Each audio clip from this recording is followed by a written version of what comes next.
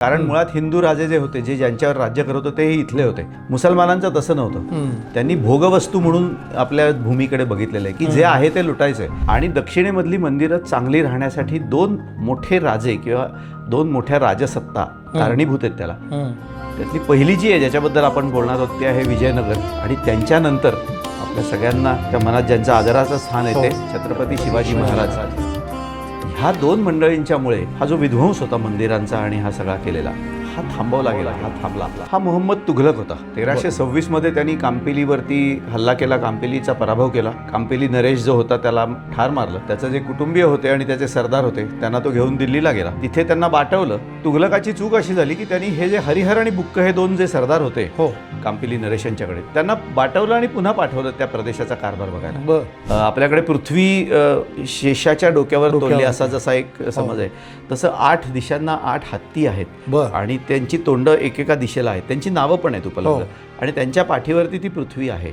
दिशांना दिक म्हणतात, बरोबर. हत्तींना गज म्हणतात, बरोबर. प्रत्येक दिशेचा एक एक गज तो दिग्गज. एवढं मोठं देऊळ बांधणं म्हणजे आर्थिक सुबत्ता किती असेल. देवळासाठी केलेला खर्च का राज्याच्या उत्पन्नातला काही भाग त्यांनी दिलाय. मग काही भाग जर का एवढा प्रचंड असेल तर मूळ उत्पन्न केवढं असेल. आणि मी म्हणलं तसं ना की 6 महिने लागलेत पुढे या 5ही राजवटींना मिळून एक शहर लुटण्यासाठी 6 महिने लागले. पण हे कृष्णदेवरायानंतर किती वर्ष? 29 सालात 1529ला कृष्णदेवरायाचा राज्य म्हणजे कारभार संपला गेला तो 29ला. तिथून ते 65 पर्यंत म्हणजे 35 वर्षात पुढच्या.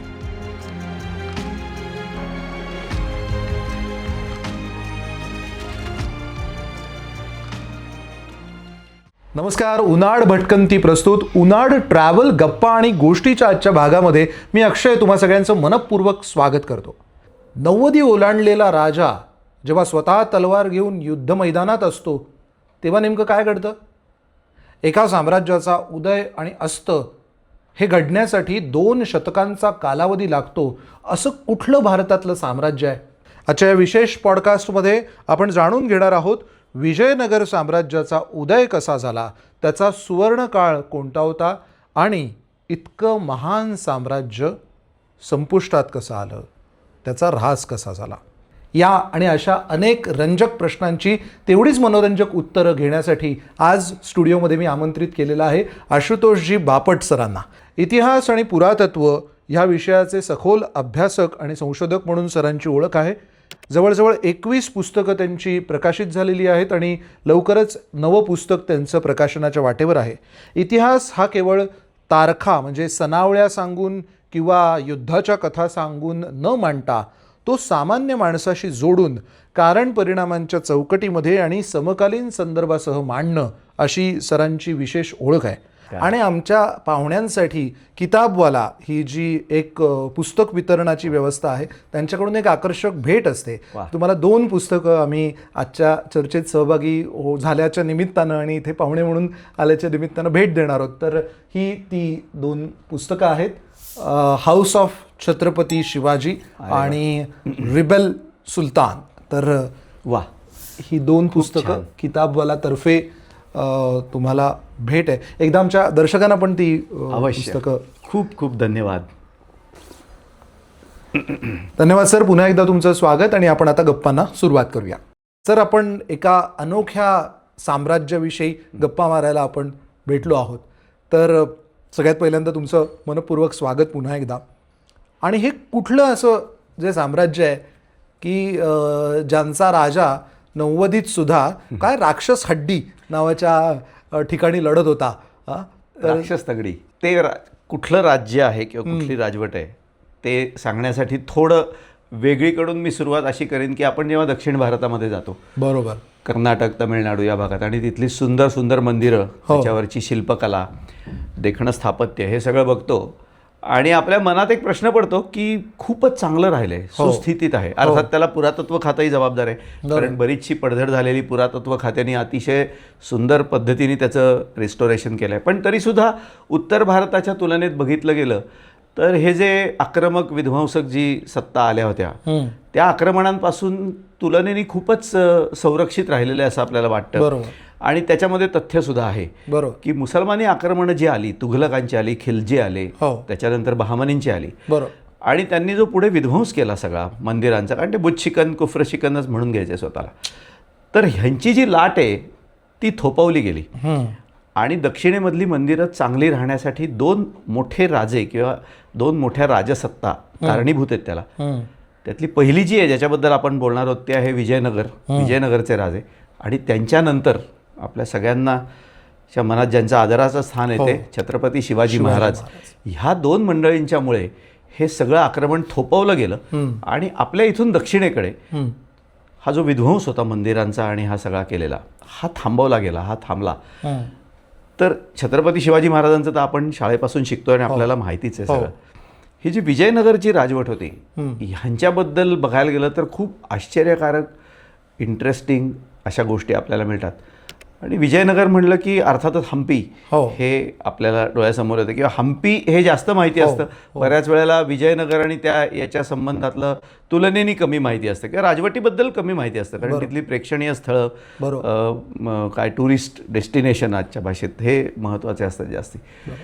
तर हे जी विजयनगर राजवट होती जवळजवळ 250 वर्ष या मंडळींनी राज्य केलंय. आणि साधारणपणे ढोबळमानाने बघाल तर 1300 ते 1565 काय जवळजवळ 1614 पर्यंत, अगदी 1325 वगैरे धरू आपण, तिथून ते 1614 पर्यंत जवळजवळ 250 ते 300 वर्ष या मंडळींनी ठाण मांडून बसलेत. त्यातला 250 वर्षाचा काळ हा पूर्णपणे त्यांचा भरभराटीचा काळ होता. आणि त्यांनी कोणालाही सोडलं नाही, म्हणजे त्यांच्या विरोधात इथले बाहेरचे जे कोणी शत्रू आले त्या सर्वांना त्यांनी नामोहरम केलेलं आहे, तह करायला भाग पाडलाय. या राजवटीची गंमत तुम्ही बघाल तर भारतातल्या ज्या राजवटी आपण बघायला गेलं तर कुशाण किंवा पुढे अगदी आपल्याकडे चालुक्य, राष्ट्रकूट, सातवाहन, शिलाहार, चोळ, यादव, पल्लव, ही सगळी फॅमिली नेम आपल्याला दिसतात. पण विजयनगर हे एकच असं आहे की जे आपल्याला एखाद्या स्थानाचं नाव दिसतं, फॅमिली नेम दिसत नाही. मग असं कसं, म्हणजे मग त्यात कुठली फॅमिली नव्हती का विजयनगरच कसं काय राहिलं? तर त्याची कथा म्हणण्यापेक्षा त्याच्यात वेगवेगळ्या मंडळींनी किंवा वेगवेगळ्या फॅमिलीजनी येऊन राज्य केलेलं आहे हे आपल्याला दिसेल. पण विजयनगर या नावाबद्दल मुळात आत्मीयता होती आणि त्याची काची कथा फार रंजक आहे. कांपिली देश नावाचा तिथे भाग होता. आपण पुराण किंवा महाकाव्याचा म्हणजे रामायणाच्या काळात थोडं नंतर जाऊ, पण विजयनगरबद्दल म्हणताना कांपिली हा जो भाग होता आणि ही जी उत्तरेकडनं जे सगळं मुसलमानी आक्रमण आलं आणि ते उत्तर भारत काबीज करत करत करत दक्षिणेपर्यंत आलेत आणि त्यांनी त्या कांपिली जो देश होता, कांपिली नरेश, त्याचा पराभव केला. तो मेला राजा कांपिली नरेश होता. कांपिली म्हणजे आत्ताचा जे हम्पी आहे, आत्ताचा जो भाग आहे हम्पीचा, इथे तो कांपिली देश होता. थोडाफार आंध्र प्रदेशपर्यंत गेलेला वगैरे असा तो देश होता. तर त्या राजाला तर मारलं त्यांनी, त्यांचे जे मुलं वगैरे होते त्यांना घेऊन गेले, त्यांना बाटवलं. हरिहर आणि बुक्का असे दोघे त्याच्याकडे सरदार होते त्यांचे, त्या दोघांनाही घेऊन गेले आणि त्या दोघांनाही बाटवलं. त्या दोघांना बाटवलं आणि फक्त आता म्हणजे जे झालं ते चांगलं झालं, पण ज्यांनी बाटवलं त्यांची चूक एक झाली की हे या प्रदेशातले सरदार आहे, त्यांना या प्रदेशातलं माहिती आहे, त्यामुळे त्यांना परत तिथेच पाठवलं आणि तिथेच सांगितलं की तुम्ही कारभार बघा हा आमच्या वतीने. सर, तुम्ही ज्या आक्रमकाबद्दल बोलताय की ज्याने ह्या कांपिलीची सत्ता हस्तगत केली आणि तिथलं शासन धुळीला मिळवलं वगैरे वगैरे, तर हा आक्रमक कोण होता नेमका, काय नाव त्याचं? हा मोहम्मद तुघलक होता. 1326 हे वर्ष आहे. 1326 मध्ये त्यांनी कांपिलीवरती हल्ला केला, कांपिलीचा पराभव केला. कांपिली नरेश जो होता त्याला ठार मारलं. त्याचे जे कुटुंबीय होते आणि त्याचे सरदार होते त्यांना तो घेऊन दिल्लीला गेला.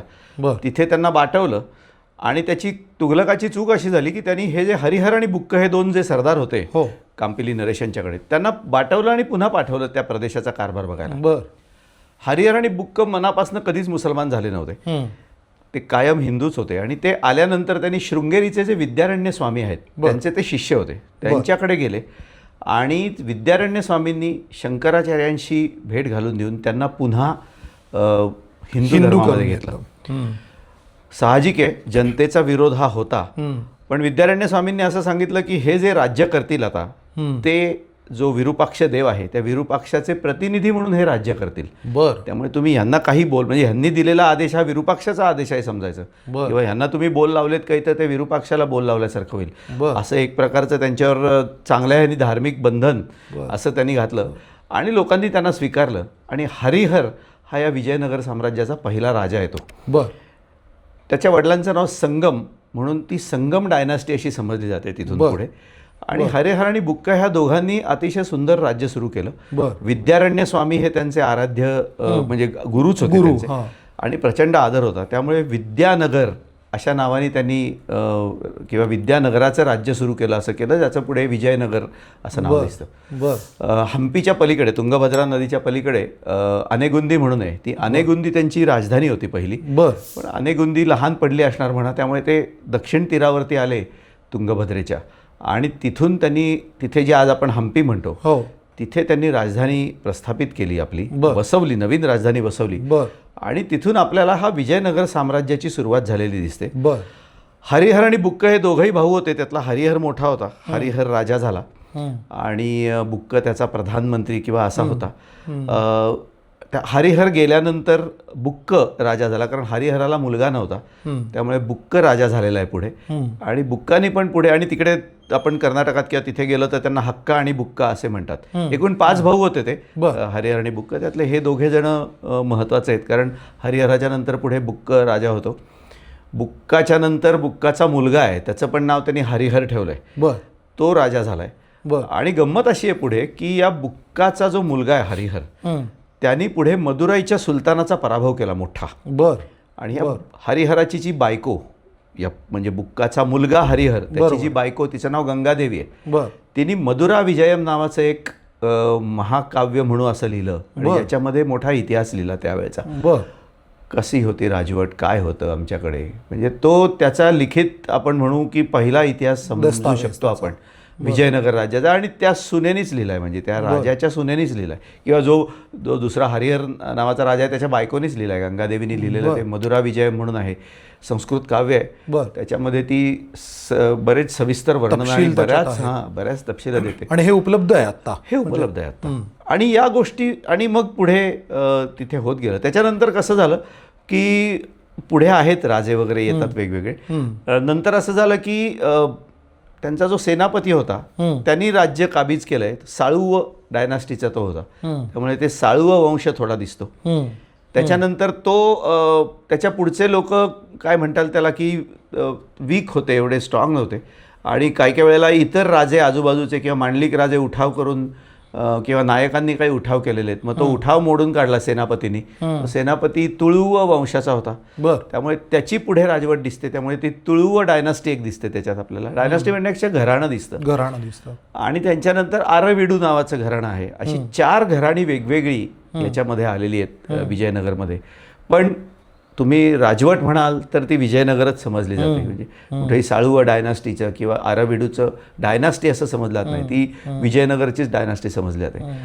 आणि एकापेक्षा एक राजे मोठे होत जातात तिथे. ह्या विजयनगरचा साधारण भौगोलिक विस्तार किती दिसतो? म्हणजे जे विजयनगर साम्राज्य जे होतं, म्हणजे पुढे जे अगदी तुमच्या आपला जो कृष्णदेवराय आहे याच्यात बघायला गेलं तर ही मंडळी महाराष्ट्रापासून आहेत. म्हणजे आपल्या पश्चिम किनाऱ्यापासून कोकण, दाभोळ, चौल वगैरे बंदरापासूनची त्यांच्या ताब्यात आहेत. ते जवळजवळ केरळपर्यंत आहेत. तामिळनाडूचा भाग आहे त्यांच्याकडे, ओडिसापर्यंत पूर्वेला गेलेले आहेत. आणि काही राजांच्या बाबतीत उल्लेख असे आहेत की श्रीलंकेचे राजे सुद्धा त्यांना नजराणा द्यायचे.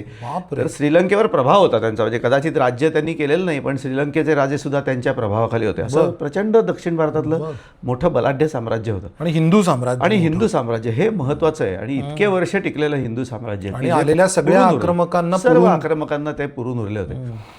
आणि मग आपण हम्पी ही जी नगरी येतो त्याचा जेव्हा आपण इतिहास बघायला मागे जातो तेव्हा त्याचे फार सुंदर संदर्भ आहेत. त्याचे संदर्भ थेट शंकर पार्वतीपर्यंत जातात.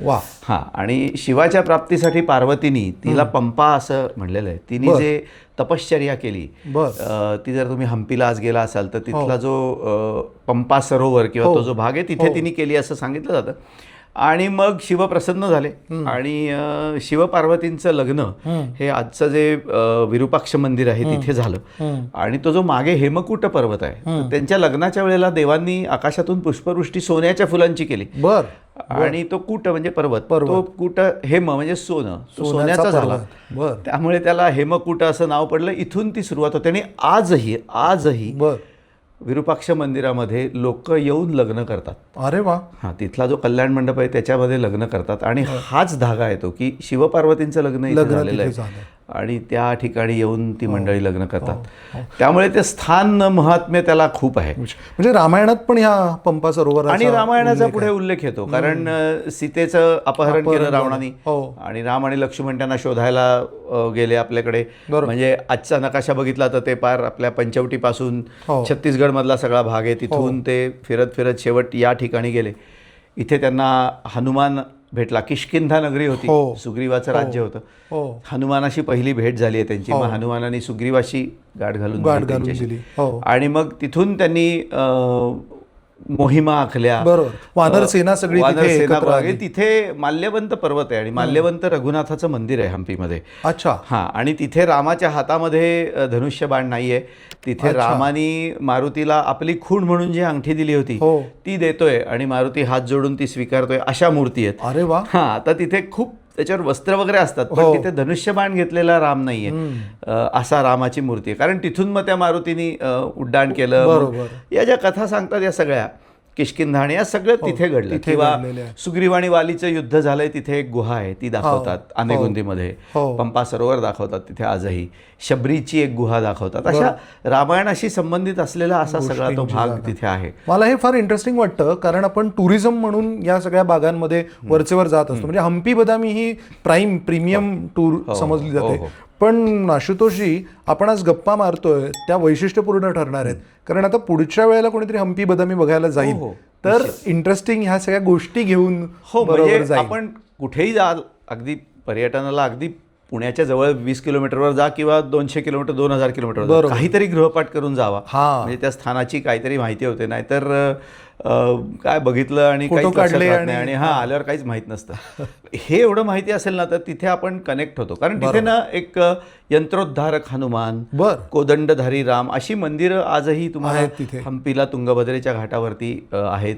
त्यांच्याशी काही कथा आहेत ते आपल्याला बघायला मिळतात ती मंदिरं. आणि त्याच्या बरोबरीने आपण जर पाहायला गेलं तर मग मगाशी म्हटलं असं 12व्या शतकामध्ये एक पंपा महात्म्य नावाचा एक ग्रंथ आहे. पंपा महात्म्य ग्रंथाचा विरूपाक्ष नावाचाच एक जण आहे ज्याच्या ॲक्च्युली तो खरं तर कोणी लिहिला माहीत नाहीये पण खूपसा पंपा सरोवर, पंपा नगरी ह्याच्याशी आध्यात्मिक कनेक्शन असलेलं असं त्याच्यामध्ये दिलेलं आहे. म्हणजे तुंगा ही खरी गंगा आहे वगैरे असे त्यात त्यांनी उल्लेख बरेचसे केले. त्या स्थानाचं महात्म्य सांगितलंय. आणि ते जे आजचं विरूपाक्ष मंदिर आहे ते जवळजवळ 9व्या-10व्या शतकापासून तिथे देऊळ आहे. म्हणजे स्थान आहे, शंकराचं स्थान तिथे आहे. वेगवेगळ्या राजवटी आल्या पुढे त्याच्यात, अगदी होयसळांपासून आहे कारण तिसरा बल्लाळ आहे होयसळांचा राजा शेवटचा. त्यांनी पण तिथे देऊळ बांधलं. देवळात ते दिसतं आपल्याला स्थापत्य. आणि मग पुढे विजयनगरच्या मंडळींनी विरूपाक्ष मंदिर बांधलं. विरूपाक्षावर प्रचंड श्रद्धा निष्ठा या लोकांची आणि अगदी त्यातलं महत्त्वाचं मंदिर इथे आपल्याला म्हणजे ह्या अशा गोष्टी आपल्याला दिसायला लागतात. हम्पीमध्ये अनेक शिलालेख सापडलेत, खूप शिलालेख आहेत ज्याला हळे कन्नड म्हणतात. म्हणजे जुन्या कानडी भाषेमध्ये म्हणजे स्क्रिप्टमध्ये लिहिलेत. लिपी आहे ती हळे कन्नड, भाषा संस्कृत आहे. आणि डॉक्टर वसुंधरा फिलिओझा आणि त्यांचे पती फिलिओझा ते आत्ता गेले मध्ये. तर ह्यांना म्हणजे वसुंधरा फिलिओझांना हळे कन्नड वाचता येतं. त्यांनी त्याचं खूपसं भाषांतर त्यांनी केलेलं आहे आणि त्यातनं मग ते वेगवेगळ्या ठिकाणी मिळाले. तर मग कुठले असावेत ते, काय असावं, अशा बऱ्याच गोष्टी याच्याशी आता हम्पीचा जो अभ्यास केला जातो त्याच्यामध्ये दिसतात. आणि मग ही विजयनगरची 1326 नंतर हा सगळा त्यांचा उदय दिसतो विजयनगरच्या लोकांचा. आणि मग त्याच्यामध्ये आता हरिहर बुक्का आपण तर बघितलं. आणि या सगळ्यांनी म्हणजे प्रत्येक राजांनी मोठं वाढले. क्वचित काही राजे असे आहेत. एक चमत्कारिक घटना त्यांच्याकडे आपल्याला जर म्हणजे घटना सांगतो म्हणजे ती नंतर आपल्याकडे घडलेली अशी आहे की देवराया जो होता त्याला त्याच्या पुतण्यानी त्याला आणि त्याच्या राजघराण्यातल्या सगळ्यांना जेवायला बोलवलं. आणि जेवायला बोलवल्यानंतर त्यांना एकत्र सगळे असताना त्यांना मारलं. हल्लाच केला आपल्या याच्यावर आणि मारलं. देवराया आजारी होता त्यामुळे तो गेला नाही तिथे आणि तो झोपलेला होता. त्याच्यानंतर तो जो पुतण्या होता तो आला आणि त्यांनी सगळ्यांना मारलं. आणि त्यांनी काय त्या राजवाड्याच्या गॅलरीमध्ये जाऊन जाहीर केलं की मी आता राजा झालोय. देवराया झोपला होता. त्यांनी देवरायालाही भोसकलं पण देवराया मेला नाही. त्याच्या मागोमाग देवराया पण उठून आला आणि त्यांनी लोकांना सांगितलं की ह्यांनी राजघराण्यातल्या लोकांची हत्या केली आहे आणि मी आहे जिवंत अजून, तर ह्याला पहिला मारला पाहिजे. लोकांनी त्याला मारला. जी नेपाळमध्ये घटना घडली होती अशीच राजघराण्यातल्या सगळ्या लोकांना अशी एक घटना इथेही घडलेली आहे यांच्या राजवटीमध्ये. अशा काही गमतीशीर नाही म्हणता येणार, चमत्कारिक गोष्टी या इथे घडल्या त्यांच्याकडे. पण राजे पण या राजघराण्यामध्ये सत्ता पिपासू वृत्ती नव्हती. सत्ता पिपासू वृत्ती नाहीये. नाही, मुसलमानांच्या मध्ये जी बाय डिफॉल्ट येते, म्हणजे वडील मरायची वाट बघायची, आजारी पडला की त्याला मारायचंच त्याला. बाबासाहेब पुरंदर यांनी फार छान लिहिलंय याच्यामध्ये, राजा शिवछत्रमध्ये होते, की या मुसलमान शहजाद्यांना असं वाटत असे की आपला बापच जन्माला आला नसतं तर किती बरं झालं असतं, मीच डायरेक्ट झालो असतो, असं त्यांनी लिहिलं. म्हणजे इतकी त्यांच्यात ती वृत्ती होती. अशी वृत्ती नाहीये. क्वचित ज्या घटना आहेत त्या अपवादात्मक घटना आहेत. मला वाटतं एकंदरीत की म्हणजे जागतिक पटलावरती जर बघितलं तर प्रत्येक धर्मातल्या राज्यकर्त्यांमध्ये सत्ता पिपासू वृत्ती दिसते. तुलनेने ती हिंदू धर्मामध्ये दिसत नाही. असं आहे का? सत्ता पिपासू वृत्ती आहे, पण बाप जिवंत असताना त्याला मारायचाच आणि सत्तेवर यायचं, किंवा तो कधी आजारी पडतोय कधी जातोय वाट बघाय अशी नाहीये. तो गेल्यानंतर संघर्ष होणं हे झालेले आहेत आपल्याकडे. गादीसाठी संघर्ष होणं वेगळा भाग, आणि ती थोडी विजिगिषू वृत्ती पण आहे ना, ती दाखवायलाच हवी. तो राजा आहे होणारा, त्यामुळे मी कंट्रोल करू शकतो हे. पण असं नाहीये जे मुसलमानांच्यात, मुघलांच्यात ते जास्ती दिसलं सगळं, असं नाहीये कुठे आपल्याकडे. संघर्ष झाले ते सत्तेसाठी झाले, किंवा काही वेळेला 2 राण्या आहेत त्या मुलांमध्ये, सावत्र मुलांमध्ये असे संघर्ष झालेले आहेत. पण राजा असतानाच कट करायचे अगदी कमी, म्हणजे यांच्याकडे पण तसे आहेत पण ते अगदी कमी आहेत. आणि यांच्याकडे जे झालेत ना, किंवा हे जे साळुव तुळुव आपण म्हणू, संगमनंद हे जे आले, ते सुद्धा आहे त्या राजाला पदच्युत नाहीये केलेलं त्यांनी. राजा गेलाय आधी, पहिल्यांदा या सगळ्या मंडळींनी जो नंतर काही युवराज असेल किंवा दुसरा वीक आलेला राजा त्याला सांभाळलाय, त्याला पाठिंबा दिलाय. काही सेनापती आहेत, म्हणजे हा जो तुळुव दिसतो, म्हणजे आपल्या इम्माडी नरसिंहन वगैरे अशी नावं येतात त्यांची, ही मंडळी सेनापती होती. त्या लोकांनी आधी प्रोटेक्शन केलेलं आहे. कारण कसं असतं, राजा एकदा गेला की त्याचा नंतर येणारा राजा हा जर तेवढाच सामर्थ्यवान नसेल तर हे जे मांडलिक राजे नायक आजूबाजूचे असतात आजपर्यंत त्याच्या प्रभावाखाली हे उठाव करतात. बरोबर. आणि ते उठाव म्हणजे ते स्वतंत्र होतात, मग राज्याची शक्ल होतात. बरोबर. तर हे वेळीच दाबलं गेलं नाही. तर त्यामुळे या सरदारांनी किंवा या सेनापतींनी खूप मदत केली आहे नंतरच्या राजांना. पण नंतर असं दिसतं की तो अगदीच वीक आहे किंवा तोच गेलाय आणि आता मी नाही सत्ता हातात घेतली तर हे सगळं जाईल, अशा वेळी यांनी सत्ता हातात घेतलेली आहे असं दिसतं या ठिकाणी. मला आणखीन एका इंटरेस्टिंग मुद्द्याकडे लक्ष वेधावं असं वाटतं की इतर सगळे सत्ताधीश, त्यांची विजिगिषू वृत्ती किंवा सत्ता स्थापन करणं, लूट करण्याची प्रवृत्ती, आणि तुलनेनं आपल्या हिंदू राज्यकर्त्यांची समाजाभिमुख वृत्ती किंवा राज्य स्थिरस्थावर करणं आणि विकसित करण्याची वृत्ती, अशा दृष्टीने विजयनगरबद्दल काय सांगता येईल? अशा दृष्टीने सांगता येईल. खरं तर सगळ्यांच्याच बाबतीत सांगता येईल, कारण मुळात हिंदू राजे जे होते, जे ज्यांच्यावर राज्य करत होते, हे इथले होते. आपल्याच लोकांमधनं मोठे झाले होते, या मातीतच जन्माला आलेले होते. मुसलमानांचं तसं नव्हतं. त्यांनी भोगवस्तू म्हणून आपल्या भूमीकडे बघितलेलं आहे की जे आहे ते लुटायचंय. मग कुठल्याही पद्धतीने जुलूम करा, जबरदस्ती करा, वाटेल ते कर लादा आणि माझा खजिना कसा भरला जाईल हे बघा. मग त्याच्यामध्ये जनतेचं हितबीत त्यांना, कारण ते मुळात लुटायला आले होते. हिंदू राजांचं किंवा इथल्या स्थानिक राजांचं असं नाहीये, ते इथलेच आहेत. त्यामुळे समाजकारण करणं, समाजाच्या हिताच्या गोष्टी करणं हे आपल्याला सर्व डायनास्टीजमध्ये केलेलं दिसतं. विजयनगरमध्ये तर ते आहेच आहे. समाजकारणाच्या दृष्टीने महत्त्वाच्या गोष्टी करायच्या म्हणजे कला, संगीत, शिक्षण यांना प्राधान्य द्यायचं, त्यांना एक आश्रय द्यायचा, पॅट्रोनेज द्यायचं. तेव्हाच्या ज्या काही चालीरीती होत्या, म्हणजे काय म्हणतात त्याला, वेदाध्ययन वगैरे होतं, गुरुकुल पद्धत होती, त्यांना प्रोत्साहन द्यायचं, आश्रय द्यायचा त्यांना. त्याच्यानंतर स्थापत्याची निर्मिती करायची, मोठमोठ्या राज्यविस्तार तर करायचाच आणि त्याच्याबरोबर स्थापत्य निर्मिती करायची कुठल्याही यादी. कारण माझा जो देव आहे त्यांनी, त्याच्या आशीर्वादामुळे मला हे राज्य मिळालेलं आहे, त्यामुळे त्याच्याप्रती कृतज्ञता म्हणून मी त्याचं देऊळ बांधीन. आणि शेवट मोठेपणा दाखवायचा आहे माझा, की मी किती बलाढ्य आहे, माझ्याकडे संपत्ती किती आहे, हे दाखवण्यासाठी मी मोठी मोठी देवळं बांधीन. अशा पद्धतीने त्यांनी देवळं बांधली किंवा या गोष्टी केल्या. पाण्याची व्यवस्था आपल्याला दिसते, कारण ती पहिली लागते महत्वाची. जलव्यवस्थापन जरी यांचं तुंगभद्रेच्या काठावर राज्य आहे तरी सुद्धा तुम्ही हम्पीमध्ये बघाल तर एक पुष्करणी सापडलेली आहे मोठी. आणि जवळजवळ 3 किलोमीटर हम्पीपासून कमलापूर म्हणून एक मोठा जलाशय आहे. त्या जलाशयातनं त्यांनी दगडी पाण्याचा पाट काढून त्या इथपर्यंत पुष्करणीपर्यंत आणि शिवाय तो जो राजवाडा आहे त्याच्यापर्यंत पाणी फिरवलेलं आहे, तिकडून आणलेलं. ग्रॅव्हिटेशनल फोर्सनी पाणी आणलेलं आहे ते आणि ते फिरवलेलं आहे. त्यामुळे जलव्यवस्थापन हे पण आपल्याला या लोकांच्यात दिसतं. हो, सामाजिक सौहार्द त्यांनी राखलेलं आहे. आपण जे बलुतेदार सिस्टीम म्हणतो की त्या ठिकाणी त्या मंडळींना तो उद्योग करायला. आणि दुसरं त्यांनी सगळ्यात मोठं काम काय केलंय तर उद्योग आणि व्यापार. आता ह्या मंडळींच्या जवळजवळ बरेच म्हणजे समुद्रकिनाऱ्याची मोठी मोठी बंदरं यांच्या ताब्यात होती. त्यामुळे इथून येणारा कर, जकात, ह्या सगळ्या गोष्टी आणि व्यापार उद्यमाची जेव्हा वाढ, कारण तुम्ही हम्पीमध्ये जेव्हा जाल तेव्हा प्रत्येक देवळाच्या समोर एक कुठली ना कुठली बाजारपेठ वसवलेली आहे. त्यातलं विरूपाक्ष मंदिर हे महत्त्वाचं, कारण त्याच्या समोर जवळजवळ सलग 1 किलोमीटरचा रस्ता सलग जातो.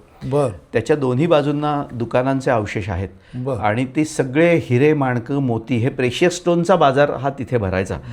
आणि हे सगळं ह्या परदेशी प्रवाशांनी लिहून ठेवलेलं आहे. ॲक्च्युली त्यांच्याकडनं आपल्याला समजतं, म्हणजे हे काही कुठलं प्रशस्ती किंवा केलेला गौरव नाही. किंवा विठ्ठल मंदिर आहे, विठ्ठल मंदिराच्या समोर घोड्यांचा बाजार भरायचा. जगभरामधून घोड्यांचे व्यापारी तिथे यायचे.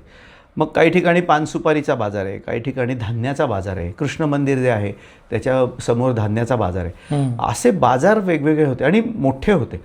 जगभरामधनं तिथे व्यापारी यायचे आणि मोठा उदीम चालायचा. त्यामुळे साहजिक आहे, म्हणजे व्यापार उदीम असल्यामुळे अगदी आजच्या भाषेत बोलायचं झालं तर स्थानिकांना रोजगार, कुठे बाहेर जायची गरज नाही आणि स्कोप परत वेगवेगळ्या क्षेत्रामध्ये तुम्हाला मिळेल. म्हणजे सैन्य आणि लढाया हा तर होताच, पण हा भाग होता मोठा.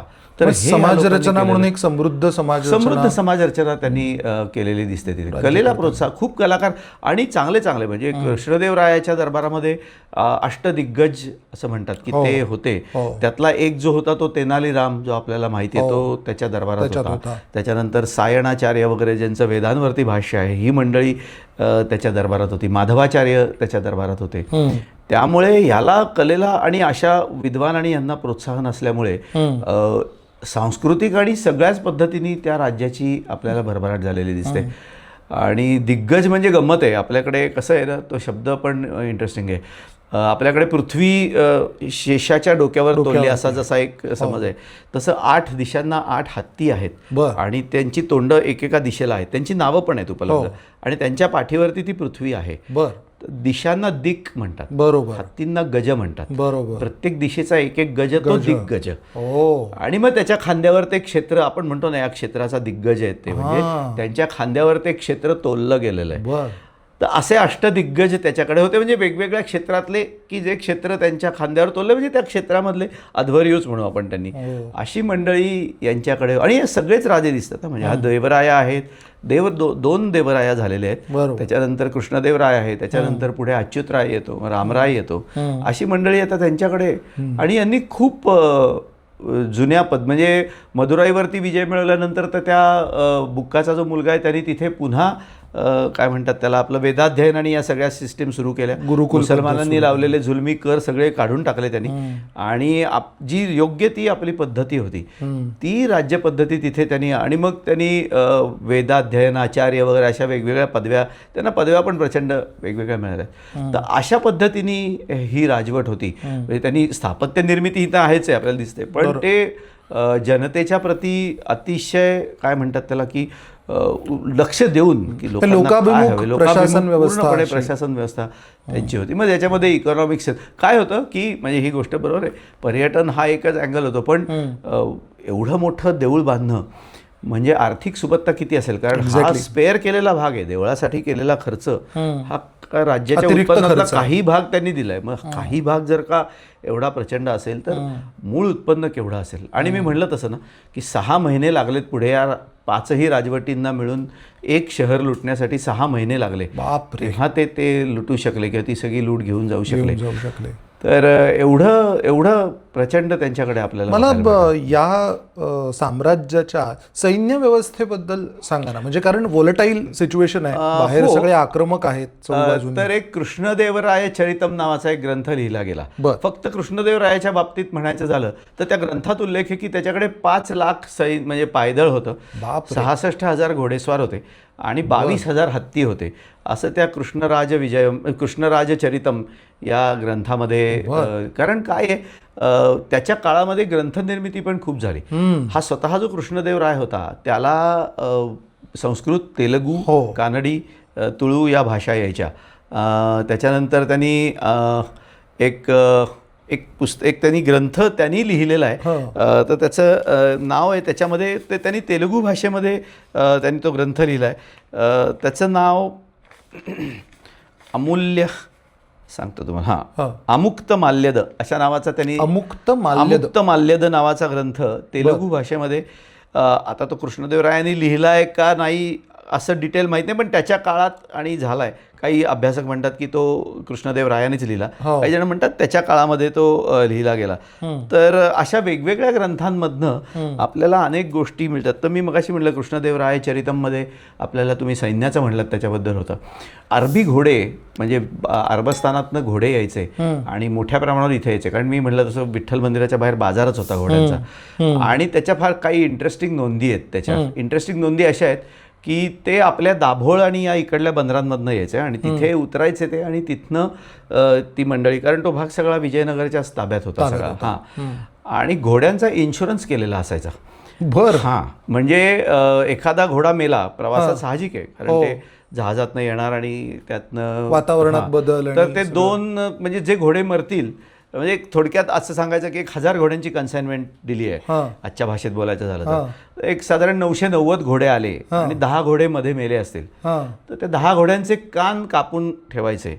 घोडा काय टाकून देत असतील डिस्पोज ऑफ करायचे, कान घेऊन द्यायचे. म्हणजे 990 घोडे आणि हे 10 घोड्यांचे कान की हे मेले प्रवासामध्ये, तर त्याची नुकसान भरपाई दिली जायची ते दिल्यानंतर.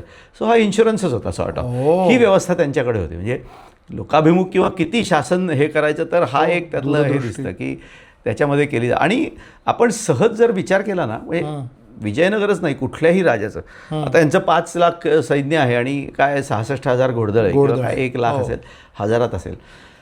थोडा वेगळ्या अँगलने विचार केला ना तर किती ॲन्सिलरी इंडस्ट्रीज काम करत असतील असा विचार आपण केला तर. कारण 66,000 घोडे म्हणजे एका घोड्याला 4 पाय असतात. त्याला ते 4 पाय म्हणजे 66,000 गुणिले 4 एवढे नाल लागणार त्या घोड्याला लागायला. ते एक नाल ठोकायची तर त्याला साधारण 8 खिळे ठोकायला लागतात. बरोबर. तर तेवढे खिळे निर्माण करायचे म्हणजे ती जी लोहार मंडळी होती तो जो उद्योग होता तो किती मोठा असेल. एवढ्या नाला तयार करायच्या. बरं, CNC मशीन नाही आहे, हाताने करायच्या आहेत सगळ्या. भले साचा असेल पण तरी ते सगळं हाताने करायचं. म्हणजे ती एक इंडस्ट्री केवढी मोठी असेल. खोगीर लागतं, अगदी अगदी मी तेच चामड्याचं, त्याला लगाम लागतो, हे सगळं चामड्याचं आहे. म्हणजे पुन्हा ती यंत्रणा आली, ती गुरं मेल्यानंतर त्यांचं कातडं कमवून ते असा केवढा उद्योग येतो. म्हणजे नुसतं 66,000 घोडदळ म्हणलं तर त्यांना खायला किती लागणार, व्यवसाय एवढे सगळे. म्हणजे तो जो काय हरभरा म्हणा किंवा घोड्यांना खायला लागतं, मग ते मुद्दामून शेती करायची त्याची की ते खाद्य फक्त घोड्यांना. हा गमतीशीर असतो. म्हणजे आपण शांतपणे विचार करायला लागला की हे अनेक मुद्दे येत जातात की अरे हे केवढं केलं असेल मग त्यांनी इतकं, म्हणजे एक फक्त घोडे घेतले तर. किंवा घोड्यांसाठी राखीव जागा, म्हणजे त्यांना धावणं धावण्यासाठी पूर्ण ते आहेच आहे ना. एक हत्ती किती खातो, त्याचा इंटेक काय, आता 22,000 हत्ती होते असं ते म्हणतात. काय त्याचा इंटेक असेल, त्याला पाणी लागतं, 200 लिटर पाणी पित असेल एक हत्ती. म्हणजे तेवढी पाण्याची व्यवस्था हवी एवढं ठेवायचं म्हणल्यानंतर. आणि त्या सगळ्याची देखरेख करणारी एवढी माणसं आली. बरं, ती काही म्हणजे तो माऊत रजेवर गेलाय, हा हत्ती बसून एका तसंही नाहीये, त्यामुळे स्पेअर मंडळी हवी. तर जे लॉजिस्टिक म्हणतो ना, हा अजून एक वेगळा विषय खरं तर अभ्यासाचा, तो फारसा येत नाही, पण असं या मंडळींच्याकडे खूप मोठं होतं. म्हणजे याही अर्थाने समृद्धी होती, याही अर्थाने आर्थिक दृष्ट्या पाळू शकतोय तो माणूस. आज 66,000 घोडे पाळू शकतो एखादा राजवट. पण मग उत्पन्नाचं साधन काय होतं? फक्त कर? हा, व्यापार हा जो एवढा मोठा व्यापार होता, कारण त्यावेळी शेतीवरही कर होता. त्याच्या 1/6 ती रितसर, म्हणजे अगदी पार कौटिल्यापासून यंत्रणा दिसते तुम्हाला. प्रत्येक उद्योग करणाऱ्यांनी कर द्यायचा होता. तो इन टर्म्स ऑफ कॅश असेल, इन टर्म्स ऑफ काइंड किंवा याच्यामध्ये असेल. कारण खूप म्हणजे फक्त विजयनगरच नाही, वेगवेगळ्या राजांच्या ह्याच्यात येतात की तेली मंडळी जी असतात त्यांनी एक बुधला तेल असेल तर त्यातले काहीतरी उदाहरणार्थ 2 पळ्या तेल हे राजाला द्यायचं किंवा देवस्थानला दिलं असेल तर देवस्थानला द्यायचं, शेतकऱ्यांनी आपलं धान्य द्यायचं. त्याच्यानंतर हा जो सगळा खरेदी विक्री व्हायची किंवा आता आपण म्हणलं की प्रेशियस स्टोन आणि या सगळ्यांचा व्यापार मोठा होता, त्याच्यावरचा कर व्यापाऱ्यांनी दिलेला आणि त्यातून मिळणारं उत्पन्न हे सगळं प्रचंड आहे. उत्पन्नाचा सोर्स खूपच मोठा आहे. आणि दुसरं बरेचसे जे मांडलिक राजे आहेत, म्हणजे कसं की एखाद्या म्हणजे या विजयनगरच्या राजांनी आक्रमण करायला गेला दुसऱ्या राजांवर, तर ते म्हणतात की ठीक आहे आम्ही तुम्हाला शरण आलो, म्हणजे तुम्ही आक्रमण करून वित्तहानी, मनुष्यहानी, रक्तपात करण्यापेक्षा आम्ही तुमचे मांडलिक राजे होतो. म्हणजे काय की केंद्रीय सत्ता ही विजयनगरची आहे, आम्ही तुमच्या वतीने इथे कारभार करू, आम्ही स्वतंत्र आहोत. बारीक सारीक नियम करायचे तर केंद्रीय सत्तेला विचारायचं, पण आमच्या उत्पन्नातला काही वाटा हा केंद्रीय सत्तेला द्यायचा. GST आज जो केंद्राला देतो तो केंद्रीय सत्तेला द्यायचा. आणि लढाईची वेळ आली तर आपलं सैन्य आणि हे घेऊन त्या सत्तेसाठी त्यांच्याकडे जायचं. अशी मंडळी होती मांडलिक राजे, त्यांच्याकडनं हे केलं मिळायचं. कारण खूप मोठ्या भूभागावरती सत्ता असेल तर नॉट नेसेसरीली प्रत्येक वेळी तो सगळा त्यांच्याच ताब्यात असेल. ही मंडळी, तिथली राजे मंडळी ही त्यांचे अनेक राजे मग आहे की आपल्या मुली देऊन त्यांनी राजकीय संबंध प्रस्थापित केलेत. विशेषतः तिरुपतीच्या राजांनी याला कृष्णदेवरायाला मुलगी दिली आपली, तिरुमला देवी नाव आहे तिचं, चिन्नम्मा देवी म्हणून ती ओडिसाच्या राजाने आपली मुलगी त्याला दिली आहे याला कृष्णदेवरायाला. अशा गोष्टी आहेत की त्यांनी परत राजनैतिक संबंध पण प्रस्थापित केलेत त्यांच्याशी. तर यांच्याकडनं येणारं उत्पन्न, असा सगळा उत्पन्नाचा सोर्स यांचा होता. तुम्ही आता परदेशी व्यापाराबद्दल म्हणालात, तर कुठल्या कुठल्या देशांबरोबर व्यापार केला जायचा? आपला तर म्हणजे भारताचा पश्चिमेकडे होता, रोम पर्यंतचा व्यापार पुरातन आहे, म्हणजे अगदी पार आपण सातवाहनांच्या पासून जर बघितलं तर तिकडे होता. इंटरेस्टिंग गोष्ट अशी आहे, म्हणजे ह्या प्रश्नाचं उत्तर आपल्याला विठ्ठल मंदिराच्या देवळावरती असलेल्या शिल्पांमधनं मिळतं. म्हणजे कसं मिळतं तर विठ्ठल मंदिराच्या समोर घोड्यांचा व्यापार होता. बाजारात हंपीमधलं विठ्ठल मंदिर, विजय विठ्ठल मंदिर आहे, त्याच्या समोर जो म्हणजे आता आपण जातो ती गोल्फ कार्ट असते तिथं, आता चालत यायला किंवा चालत आलो आपण तर तिथेही दोन्ही बाजूला दुकानं आहेत. बरोबर. तिथे घोड्यांचा व्यापार तिथे होता. जगभरामधनं व्यापारी घोड्यांचे तिथे यायचे आपले घोडे विकायला किंवा खरेदी करायला. आता हे कोण होते तर ह्या देवळावरती शिल्प कोरलेली आहेत आणि त्याच्यामध्ये हे व्यापारी दाखवलेले आहेत. त्याच्यामध्ये इजिप्शियन आहेत, पोर्चुगीज आहेत, काही चिनी व्यापारी दिसतात. आणि हे कशावरून दिसतं तर त्यांच्या वेशभूषा, केशरचना, डोक्यावरती असलेले ज्याला हेडगिअर म्हणतो आपण, टोप्या, शिरस्त्राणं ही वेगवेगळी स्पेसिफिक दाखवलेली आहेत त्याच्यामध्ये. पर्शियन मंडळी आहेत त्याच्यामध्ये. आणि मग ते घोड्यांची तपासणी करतायत, म्हणजे त्याची शेपूट वर करून त्याचं लिंग बघतायत, घोडा आहे का घोडी आहे ते, त्याच्या तोंडात हात घालून, कारण घोड्याचं वय दातांवर ठरतं. त्याच्यानंतर कोणी घोड्याची रपेट मारून येतंय. तर ही सगळी शिल्प त्या देवळावर कोरली आहेत याच्यावरून. कारण ना आता म्हणजे मूर्तिशास्त्राचा जेव्हा विषय येतो तेव्हा मूर्तिशास्त्र किंवा शिल्प ही जी आहेत त्याला नॉन व्हर्बल कम्युनिकेशन असं म्हणतात. ते बोलत नाहीत पण त्यांच्या आशण्यानी अनेक गोष्टी ते सांगतात. म्हणजे मूर्ती असतील तर त्याही अनेक गोष्टी सांगत असतात. ते समजलं पाहिजे आपल्याला किंवा तो तसा अभ्यास करून समजून घेतला पाहिजे. इथे तर आता दाखवलंच आहे सरळ त्यांनी, त्या घोड्यांची परीक्षा चालली आहे, त्याच्यानंतर ते घोड्यावरनं रपेट मारतात आणि तिथे प्रत्येकाचा वेश वेगवेगळा दाखवलेला आहे. त्याच्यातनं कळतं की या देशांमधनं ही मंडळी इथे येत होती व्यापाराला. आणि पोर्चुगीज तर मी म्हणलं ना, तो पाईश आणि नुनिश हे दोघे जण आता ते व्यापारी होते का फक्त प्रवासी होते, पण यांनी ते तिथे आलेत आणि त्यांनी दिलं की 7 कोट होते, म्हणजे 7 वेशी होत्या, एकाच्या आत एक, एकाच्या आत एक. प्रत्येक वेशीवरती पहारेकरे असायचे. आणि मग दरबारी लोक, म्हणजे सरदारांची घरं कशी होती, राजाची घरं कशी होती, सामान्य जनता कशी राहायची, मग व्यापार कुठले व्हायचे, मग ते कसं होतं, हे सगळ्या दोघांनी त्याच्यामध्ये लिहून ठेवलं, प्रवाशांनी किंवा व्यापाऱ्यांनी. आणि ते म्हणजे तो फर्स्ट हँड इन्फॉर्मेशन आहे, त्यांनी प्रत्यक्ष पाहिलेलं आहे. तर अशा गोष्टी आपल्याला विजयनगरच्या यांच्याकडनं बघायला मिळतात. आणि मग कसं असतं की गमतीशीर असतं, म्हणजे आम्हाला देगलूरकर सर आमचे गुरु सांगतात की आपण आपल्या पद्धतीने अभ्यास केला पाहिजे. म्हणजे परकीयांनी तर केलेलंच आहे त्याच्यावरती अभ्यास. त्यातली 2 नावं मी मुद्दामून घेईन की जॉन फ्रिड्ज आणि जॉर्ज मार्शल. हे दोघे जण आहेत की या दोघांनी हम्पीवरती खूप मोठं काम केलं. वर्षानुवर्ष ती मंडळी हम्पीत येत गेली आणि हम्पीमधले जुने कारण हम्पीचं कसं आहे ना, वेगवेगळ्या टेकड्या तुम्हाला बाजूने दिसतात आणि विठ्ठलपुरा, विरूपाक्षपुरा, कृष्णपुरा असे वेगवेगळे भाग आहेत आणि एका भागातून दुसऱ्या भागात जायला रस्ते आहेत, पायवाटा आहेत, काही ठिकाणी पायऱ्या खोदून ठेवलेल्या आहेत आणि तुम्ही एका पुऱ्यातून दुसऱ्या पुऱ्यात जाताना तिथे एक गेटवे बांधलेला आहे. आजही ते दिसतात आपल्याला अवशेष आणि त्याच्यात मग कदाचित नोंद होत असेल, कदाचित टोल घेत असतील आणि मग तिथून तुम्ही दुसरीकडे. तर या वाटा कुठल्या होत्या प्राचीन, ह्या 2 मंडळींनी खूप अभ्यास करून त्याचा नकाशा वगैरे तयार केला आहे. पण तरीसुद्धा काही लोकांनी बाह्य रूपावरनं काही ठोकताळे अंदाज बांधलेत. त्याचं उदाहरणच आहे हे, विशेष करून विजयनगर, की रॉबर्ट स्वेल नावाचा एक लेखक आहे, त्यांनी विजयनगर अ फॉरगॉटन एम्पायर नावाचं पुस्तक लिहिलं आहे की हे विस्मृतीत गेलेलं आहे आणि इथे सगळे ढिगारे अवशेष आहेत. कोणी एकेकाळी चांगलं होतं पण आता ते it is a forgotten empire. हां, आणि हे कसं चुकीचं आहे हे आपल्याकडे ते सत्यनारायण राव लेखक आहेत आपले, त्यांनी असंच पुस्तक लिहिलं, Vijayanagar a never to be forgotten empire. अरे वा. त्यांनी सांगितलं की तुम्ही आलात, तुम्ही बघितलं की इथे सगळं ढिगारे पडलेत, काही दिसत नाही, अवशेष कोणी राहत नाही इथे वगैरे, हे तुमच्या दृष्टीने ठीक आहे, पण आमच्या मनात आहे ना ते गेलेलं नाही, आम्हाला माहिती आहे आणि आम्ही कधीही विसरणार नाही आहोत, कारण ते आज सगळं विध्वंस झालेलं आहे किंवा अवशेष रूपात आहे, पण ते काय अवशेष आहेत हे आम्हाला माहिती आहे, ते राजवट काय ते आम्हाला माहिती आहे. त्यामुळे आमचे सर म्हणतात की आपण आपल्या पद्धतीने अभ्यास करून आपल्या पद्धतीने लोकांच्या समोर मांडलं पाहिजे. कारण तिरायताला दिसेल की काहीच नाही आहे इथे, पण मला माहिती आहे ना की इथे काही नसलं तरी ते का नाही आहे आणि इथे काय होतं मुळात हे मला माहिती आहे. त्यामुळे आपण आपल्या पद्धतीने सांगत राहायला पाहिजे. मी अगदी महत्त्वाचा मुद्दा आहे की आपण आपल्या पद्धतीने अभ्यास करून सांगत राहायला पाहिजे. देगलूरकर सरांचा तुम्ही उल्लेख केला, तोही अगदीच महत्त्वाचा आहे, कारण त्यांनी आत्तापर्यंत तीच परंपरा चालू ठेवलेली आहे. आत्ता आपल्या चर्चेमध्ये विठ्ठल मंदिर आणि विरूपाक्ष मंदिर या 2 मंदिरांचा वारंवार उल्लेख आला. विठ्ठल मंदिराबाबत तुम्ही सांगितलं की तिथली शिल्प, त्याच्यावरचे जे कोरीव काम आहे ते वैशिष्ट्यपूर्ण आहे.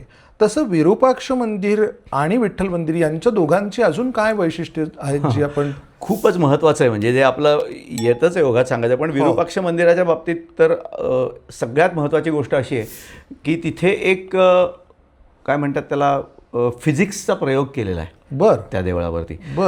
तो असा की आपल्याकडे फिजिक्समध्ये ज्याला पिनहोल कॅमेरा टेक्निक म्हणतात, म्हणजे जी इमेज दिसते, एखादं ऑब्स्टॅकल असेल त्याच्यावरनं सूर्याची किरणं पास झाली, त्याची इमेज उलटी दिसते, पलीकडे दिसते ना, अपसाईड डाऊन दिसते.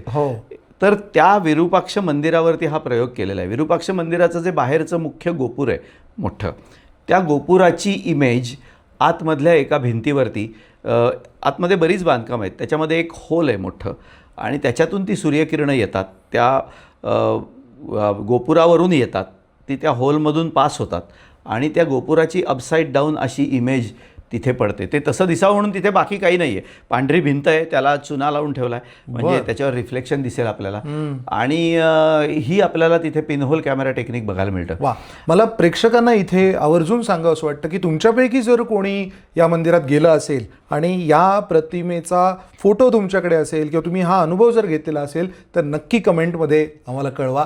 हे फार इंटरेस्टिंग आहे. आणि आपण एखादा म्हणू शकतो की अरे ॲक्सिडेंटली झालं, हे काय भोग पडलं तिथे आणि पिनहोल कॅमेरा टेक्निक हे काय कुठेही होऊ शकतं जगात, कारण ते काय ते फिजिक्स म्हणजे ते कुठेही, त्याला काय इथेच व्हायला पाहिजे करायला नको. हां, सो नेमकं भोग पडलं आणि आता ते आलीच इमेज तिथे, हे म्हणू शकतं कोणी. पण त्याच विरूपाक्ष मंदिरात मागे विद्यारण्य स्वामींच्या स्मरणार्थ एक विद्यारण्य स्वामी मंदिर बांधलंय, तिथे पण त्यांनी हा प्रयोग केला. असं जेव्हा 2दा केला, 2 ठिकाणी जेव्हा दिसतं तेव्हा आपण म्हणतो की हे त्यांनी ठरवून केलं, त्यांना माहीत होतं की हे असं करायचं आणि एवढं विज्ञान विकसित होतं. नक्कीच होतं. आता इतकी देवळं बांधली ते तुम्हाला इंजिनिअरिंग आणि काय म्हणतात त्याला मॅथमॅटिक्स आणि हे सगळं असल्याशिवाय तुम्ही इतकं बांधू शकत नाही. पण हे असे प्रयोग त्यांनी हा तिथे करून ठेवला आहे. दुसरी एक गोष्ट म्हणजे ती काय म्हणतात त्याला, हां, आणि या विरूपाक्ष मंदिरात काय झालं नंतर मग आपला जो कृष्णदेवराय आहे त्यांनी तिथे एक आतमध्ये पुन्हा मोठं गोपूर बांधलंय. या राजांनी ना, म्हणजे नुसतं विजयनगरच्या राजांची एक खासियत आहे की त्यांनी फक्त त्यांच्याच इथे नाही तर ते जेव्हा तमिळनाडूमध्ये गेले, चोळांच्या ठिकाणी जेव्हा तिथपर्यंत त्यांचं जेव्हा राज्य होतं तेव्हा त्यांनी तमिळनाडूतल्या पण अनेक मंदिरांमध्ये आपल्याला विविध सभामंडप बांधलेले दिसतात, ज्याला काय म्हणतात त्याला 100 खांबी सभामंडप म्हणतात, काही ठिकाणी 1000 खांबी म्हणतात. 1000 म्हणजे ते थोडं भरपूर अशा अर्थाने घ्यायचं, पण 100 खांब असलेले तर आपल्याला दिसतातच विजयनगरचे. आणि ते त्यांनी तिथेही बांधले, म्हणजे आहेत त्या मंदिरात मध्ये एकतर डागडुजी केलेली आहे आणि नाहीतर त्यांनी ॲडिशनल स्थापत्य वाढवलंय. दुसरं यांचं जे महत्त्वाचं आहे, आता स्थापत्याचा विषय निघाला तर, की साधारणपणे त्यांनी जर गोपूर उभारलं तर एकूण गोपुराची जी उंची असते त्याच्या साधारण अंदाजे एक चतुर्थांश भाग जो असतो तो दगडी गोपूर असतं पहिलं, आणि त्याच्यावरती जे बांधतात ते सगळं चुनखडीचं, स्टकोमध्ये ज्याला म्हणतात, जे विटांचं बांधलंय त्याच्यावरती चुनखडीचा गिलावा केलाय आणि किंवा स्टकोमधल्या मूर्ती कोरल्यात असं आपल्याला बघायला मिळतं. हे आपल्याला तमिळनाडूमध्येही दिसतं. यांचे खांब जे आहेत ते वैशिष्ट्यपूर्ण खांब आहेत. विशेष करून आपण विरूपाक्ष आणि विठ्ठल मंदिरामध्ये गेलं किंवा अगदी कृष्ण मंदिरात जरी गेलं तरी तिथले खांब वैशिष्ट्यपूर्ण आहेत. तुम्ही जर का कल्याणी चालुक्यांचे खांब बघितलेत म्हणजे गदग आणि हावेरी परिसरामध्ये, तर ते लेथ मशीनवरती केल्यासारखे गुळगुळीत दिसतात. नुसतं गुळगुळीत नाही तर त्याला मिरर पॉलिश आहे, आपलं रिफ्लेक्शन त्याच्यात दिसतं, इतकं केलेलं आहे. तेच पुढे त्यांनी होयसाळांनी घेतलं, पण त्याच्यामध्ये मूर्तिकला ॲड केली. पण विजयनगर ही त्याच्यानंतर आहे, त्यांनी वेगळ्या पद्धतीची, म्हणजे तसाच्या ते प्रभावात आहेत त्यांच्या, पण ऑल टुगेदर वेगळे खांब त्यांनी निर्माण केलेले दिसतात. हां, त्यांनी स्थापत्य वेगळ्या पद्धतीचं निर्माण केलेलं दिसतं. तर ह्या आपण विरूपाक्ष मंदिरामध्ये हे दिसतं. काही काही छोटी छोटी शिल्प विरूपाक्ष मंदिरात आपल्याला दिसतात. त्यातलं एक शिल्प आहे, हे सुद्धा जर कोणाकडे असेल, कारण ते अगदी दुर्मिळ आहे आणि हे तिथल्या गाईडनाही माहिती नव्हतं. म्हणजे मी काही जणांना दाखवलं की तिथे एक साधारणपणे 6 इंच बाय 6 इंचचा चौकोन आहे, एवढं छोटंसं आहे. त्याच्यामध्ये एक हत्तीण पिल्लाला जन्म देते. तो बाहेर आलाय पिल्लू थोडंसं, आणि तो जो हत्ती आहे त्यांनी सोंडेनी तिला धरून ठेवलंय आणि त्या हत्ती आणि हत्तीणीच्या चेहऱ्यावरचे जे भाव आहेत अमेझिंग आहेत. म्हणजे तुम्ही कल्पनाही करू शकत नाही, इतकं सुंदर शिल्प त्या देवळावरती कोरलेलं आहे. तर आता कोडच आहे, कुठे आहे, कोणी पाहिलं असेल तर ते शोधा आणि सांगा, आणि नसेल तर मी माझ्याकडे आहे फोटो, आणि कुठे आहे तेही मी सांगेन, आहेच आहे त्या याच्यावर. हे एक वेगळं झालं. तर या गोष्टी तिथे त्यांनी कोरल्यात. किंवा विरूपाक्षच्या थोडं बाहेर बाजूला गेलात, मोठी पुष्करणी आहे, तिथे एक देऊळ आहे देवीचं. तिथे एक 10व्या शतकामधला त्याच्याही आधीचा शिलालेख कोरलेला आहे, त्या काळापासूनचं ते स्थान तिथे असल्याचं. हे साधारण विरूपाक्ष मंदिराबद्दल झालं. विठ्ठल मंदिर जे आहे, विजय विठ्ठल मंदिर, हे पहिल्यांदा देवरायांनी बांधायला सुरुवात केली, त्याच्यानंतर कृष्णदेवरायांनी त्याच्यात ॲडिशन्स केले, आणि त्याच्यामध्ये जे आपण हम्पीबद्दल ऐकतो की स्तंभ उभारलेत, खांब, दगडी खांब, पण ज्याच्यामधून संगीताचे स्वर येतात, असे आपल्याला त्या देवळामध्ये पाहायला मिळतात. त्यातला जो सभामंडप आहे त्याच्याबद्दलच्या काही कथा सांगतात. आता या कथाच आहेत, म्हणजे त्याला ऐतिहासिक आख्यायिका आहे का नाही माहीत नाही. हां, की ती जी ही होती चेन्नम्मा देवी, याची जी बायको आहे कृष्णदेवरायाची, तर ती नृत्यांगना होती उत्तम, आणि ती जेव्हा नृत्य करायची तेव्हा मग तिला साथीसाठी म्हणून त्या खांबांवरती नाद केला जायचा. ते अंगठ्यांनी वाजवलं जायचं, हाताच्या अंगठ्या आणि बोटांनी, आणि त्यातनं नाद व्हायचा. तर ते होतं, म्हणजे ते मी सुद्धा ऐकलेलं आहे. फक्त आपल्याकडे विधुळवाटी मंडळी असतात, विध्वंसक, म्हणजे हाताला जे येईल त्यांनी ते वाजवणं, बडवणं, त्यांनी नुकसान व्हायला लागतं, म्हणून मग ते जाणंच बंद केलं. आता त्या सभामंडपात आपण जाऊच शकत नाही. तर हे तिथे केलं आहे. दुसरं व्याल प्रतिमा ज्याला म्हणतो, म्हणजे एक कॉम्पोजिट ॲनिमल असतो. ही पूर्णपणे कलाकाराची कल्पनाशक्ती आहे, की एका प्राण्याचा चेहरा, दुसऱ्या प्राण्याचं धड, असं एकत्रीकरण करून एक काल्पनिक प्राणी दाखवायचा. त्याला व्याल असं म्हणतात तिकडे. असे 3-4 प्राण्यांचं एकत्रीकरण असलेले प्राणी असे तुम्हाला विजयनगरच्या देवळांवरती कोरलेले दिसतात. म्हणजे विरूपाक्ष मंदिर, विठ्ठल मंदिराला तर खूप मोठ्या प्रमाणात, म्हणजे ते त्याचं पोश्चर घोड्यासारखं असतं, म्हणजे एकूण त्याचा आवेश, त्याच्यावर बसलेला स्वारही दाखवलेला असतो, पण त्याचं तोंड सिंहाचं आहे, त्याचे कान सशासारखे आहेत, त्याच्यानंतर त्याचे पाय मगरीचे आहेत, मधला भाग अजून वेगळ्या प्राण्याचा आहे. असं एक कॉम्पोजिट सगळा प्राणी केला. ह्याची एक त्यांना बहुतेक कलाकार, म्हणजे ती आकर्षण प्रचंड होतं, आणि बहुतेक ती मुभा होती कलाकाराला दिल्लीत. पण ते काय झालं, त्यामुळे ते युनिक फीचर होऊन गेलंय विजयनगरच्या यांचं, की अशा प्रकारची शिल्प भारतात अजून कुठे भरपूर दिसतात, खूप ठिकाणी दिसतात आपल्याला. पण ह्यांच्याकडे हे जे दिसतात व्याल, ते अगदी प्रॉमिनंट दिसतात, की यांच्याकडे वैशिष्ट्य म्हणून बघण्यासारखं आहे. दुसरं एक मंदिर तिथलं आहे महत्वाचं, ते कृष्ण मंदिर. ते पूर्णपणे कृष्णदेवरायांनी बांधलं. तो जेव्हा ओडिसाला गेला होता, गजपती राजावर त्यांनी विजय मिळवला, आणि गजपती राजाकडनं त्यांनी एक कृष्णाची मूर्ती, बाळकृष्णाची मूर्ती ती आणली, आणि गजपती राजाने आपली मुलगी पण दिलेली आहे त्याला, आणि ती आणल्यानंतर त्यांनी इथे कृष्णपुरा म्हणून, म्हणजे आता ते देऊळ त्यांनी बांधलं पूर्णपणे आणि त्या देवळामध्ये ती मूर्ती ठेवली होती. आता ती देवळात मूर्ती नाही आहे, ती चेन्नई म्युझियममध्ये आहे असं सांगतात, पण मी तरी पाहिली नाही. असेल म्हणजे ती असं सांगतात तिथे. आणि त्या देवळाचं जे गोपूर आहे तिथून आपण आत गेलं की त्या गोपुराची जी मागची बाजू म्हणजे देवळाच्या बाजूची आहे त्याच्यावरती तो सगळा प्रसंग आहे कोरलेला. म्हणजे लढाई गजपतीची आहे, तो कृष्णदेवराय आहे, गजपती राजा आहे, ती मुलगी दिली आहे त्याला, ते आहे, हे प्रसंग त्याच्यावर कोरलेत. आणि दुसरी महत्वाची म्हणजे ही माहीत होता इतिहास किंवा ही गोष्ट, एक पनवेलला किरण शेलार म्हणून मित्र आहेत आमचे, ते नाण्यांचे संग्राहक आहेत, हौसेनी नाणी हे करतात. म्हणजे तर त्यांनी मला सांगितलं की माझ्याकडे कृष्णदेवरायाचं सोन्याचं नाणं आहे आणि त्याच्यावर बाळकृष्णाचं नाणं आहे, ते म्हणजे त्याच्यावर बाळकृष्ण कोरलेलं आहे. म्हणजे हे नाणं कृष्णदेवरायांनी बहुतेक तेव्हा पाडलं असणार मुद्दामून की या घटनेत, कारण ती त्याच्या दृष्टीने मोठी घटना होती. जो एखाद्या घटनेचं इतकं ग्लोरिफिकेशन करतो की आणलेल्या देवाला म्हणजे देऊळ बांधून तिथे त्याची हे केली, आणि म्हणलं तेव्हाच ते नाणं त्यांनी तिथे पाडलेलं असणार. म्हणजे ही ॲडिशनल माहिती पुरवली त्याने. आणि सोन्याचं नाणं आहे त्यांचं. सोन्याचं नाणं असणं म्हणजे समृद्धी आपण समजू शकतो त्या राजवटीची किती असेल अशी याच्यामधली. आणि ते चलनात असणार, आणि ते चलनात होतं नाणं. म्हणजे तर ते नाणं त्यांनी दाखवलं. तर असं एक कृष्ण मंदिर असं आहे. म्हणजे त्याच्यामध्ये जी वेगवेगळी मंदिरं, आणि त्यांनी ते उग्र नरसिंह जो तिथे दिसतो आपल्याला, ते पण कृष्णदेवरायांनी मूर्ती ती त्यांनी हे करून घेतली. अप्रतिम मूर्ती आहे ती. आणि पुन्हा तेच की नरसिंह, अनेक ठिकाणी राजांनी देवळांवरती तुम्हाला नरसिंह, भूवराह ही मूर्ती दिसतील की राजाला सांगायचं आहे प्रजेला किंवा जगाला की माझं सामर्थ्य असं आहे की जसं त्या नरसिंहांनी फाडला आहे त्या हिरण्यकश्यपूला, असं मी माझ्या शत्रूचं निर्दालन करतो. आणि जसा वराहाने पृथ्वीला उचलून आणलं तसं, कारण तो भूपतीच आहे राजा सुद्धा, त्यामुळे राजा विष्णूचाच अवतार समजला जातो, तसाच मी आहे. आणि त्यामुळे ही शिल्प कोरलेली असणार. आणि त्यामुळेच त्यांनी ते उग्र नरसिंहाचं देऊळ, उग्र नरसिंहाचं मंदिर, देऊळ होतं आता तिथे फक्त मूर्ती आहे, त्या उग्र नरसिंहाची मूर्ती त्यांनी करून घेतली.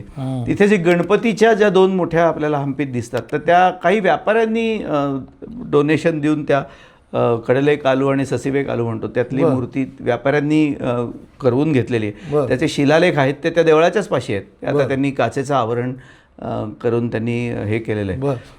आणि प्रत्येकाने म्हणजे जसं पुढे अच्युतराय आहे या राजा, तो थोडा वीक आहे, सावत्रभाऊ आहे याचा, आपल्या कृष्णदेवरायाचा. अच्युतरायांनी पण मंदिर बांधलेलं आहे तिथे, रघुनाथाचं मंदिर, त्याला आता अच्युतराय मंदिरच म्हणतात, पण त्या देवळातही मूर्ती नाही काही, पण त्यांनी पण असं पुढे मंदिर बांधून घेतलं. मला पुढे सरकण्याआधी म्हणजे हा मोठा पट आहे विजयनगर साम्राज्याचा, पण या विजयनगर साम्राज्याच्या एवढ्या विस्तृत राज्य कारकिर्दीमध्ये कृष्णदेवराय विशेष चमकून आलेला असा राजा आहे.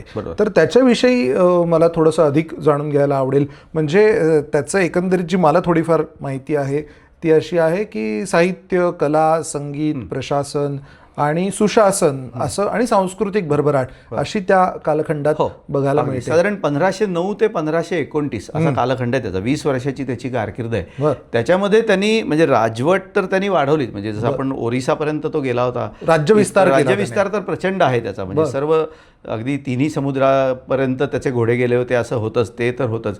पण त्याचबरोबर संगीत कला, म्हणजे कसं असतं, स्थैर्य आलं की कला बहरते. कलाकारांना आश्रय दिला जातो, त्यांना काय पैसे दिले जातात किंवा जे त्यांना थोडक्यात हवं ते प्रोव्हाइड केलं जातं. ते करण्यासाठी आधी मुळात राजा कलासक्त असायला लागतो. ठीक आहे, राजा कलाकार असावा अशी काही आवश्यकता नाही, पण तो कलासक्त असावा लागतो, त्याला जाणीव असायला लागते. वादविवाद करणारे पंडित त्याच्या राज्यामध्ये होते. तो स्वतः वादविवाद करायचा. त्याला 3-4 भाषा येत होत्या, त्यामुळे तो त्या भाषांमधनं त्यांनी जे साहित्य निर्मिती, त्यांनी त्याही भाषांमधनं साहित्य निर्मितीला त्यांनी प्रोत्साहन दिलेलं आहे. तो संगीताचा ज्ञानी होता स्वतः. आणि मी म्हणलं तसं की तो त्यांनी जो ग्रंथ लिहिलेला आहे अमुक्त माल्यदा, तो ग्रंथ त्यांनी स्वतः लिहिलेला आहे. अजून काही मोठ्या मोठ्या ग्रंथांची निर्मिती झाली आहे त्याच्यात.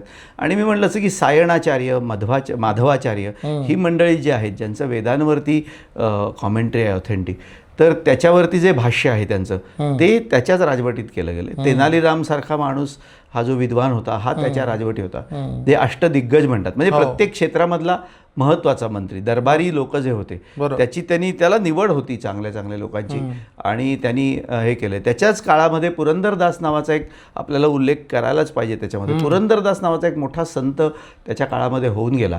आणि पुरंदरदास म्हणजे आपल्याकडे जसे तुकाराम महाराज आहेत तसं कन्नड भाषेमध्ये पुरंदरदास आहे. त्यांची अनेक भजनं आणि अभंग आणि असे आहेत. त्यातलं आपल्याला भाग्यदा लक्ष्मी बारम्मा आहे जे पंडितजींनी ते पुरंदरदासाचे. पुरंदरदासाची समाधी आहे तुंगभद्रेच्या काठावर. आपल्याला विठ्ठल मंदिराला जातो आपण, जर आपण नदीतून गेलो विरूपाक्षच्या इथून जे त्या ज्या गोल होड्या असतात त्यातनं आपण जर गेलं तर आपल्याला विठ्ठल मंदिराच्या आधी पुरंदरदासची समाधी बघायला मिळते. खूप मोठा संत होऊन गेला आणि त्याची कथा फारच इंटरेस्टिंग आहे. त्याच्यापेक्षा पुरंदरदास आधी सावकार होता मुळात आणि अतिशय कंजूष होता, अतिशय वाईट होता.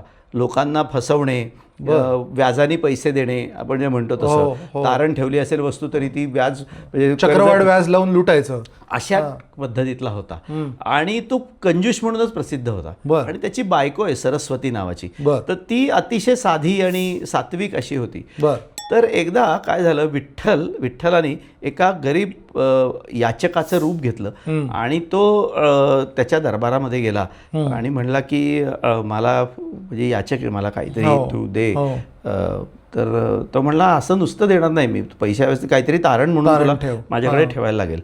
तर तो म्हणला बघतो मी काय ते तारण ठेवायला. मग तो याच्या घरी जातो विठ्ठल आणि ही सरस्वती असते. तिला म्हणतो की मला पैसे हवेत, धन हवे आणि मला हा हा त्याचं नाव वेगळं आहे पुरंदरदासाचं मूळचं. तर त्याला तो माझ्याकडे काहीतरी तारण मागतो, तर मला काहीतरी द्या. की तर आलेल्या याचकाला कसा, पण तिच्याकडे दुसरं काही नसतं, ती नथ असते आपली, ती आपली नथ त्याला देते आणि ही घेऊन जा म्हणून सांगते. तो घेऊन त्या परत सावकाराकडे येतो आणि ती नथ त्याला देतो. सावकारांनी नथ बघितल्यावर त्याला ओळखीची की ही आपल्या बायकोची नथ आहे बहुतेक. तर तो ठीक आहे म्हणतो, त्याला ती देतो त्याला काय ते, आणि त्याच्यानंतर तो घरी जातो तिथनं आणि बायकोला म्हणतो मला नथ हवी आहे तुझी, जरा बघायला हवी. तर तिच्या पुढे ते सगळं म्हणजे मोठं हे येतं. तर ती देवाची करुणा भागते आणि म्हणते तिथेच कुठेतरी काय थोडक्यात डब्यात ठेवली असेल तिथे बघते असं म्हणून ती जाते डब्यात. त्या डब्यामध्ये नथ असते, ती काढून त्याला देते. ती नथ तिने काढून दिल्यानंतर हा जो सावकार आहे ह्याच्याकडची जी मूळ त्या याचकाने दिलेली नथ असते ती गायब होते. अच्छा.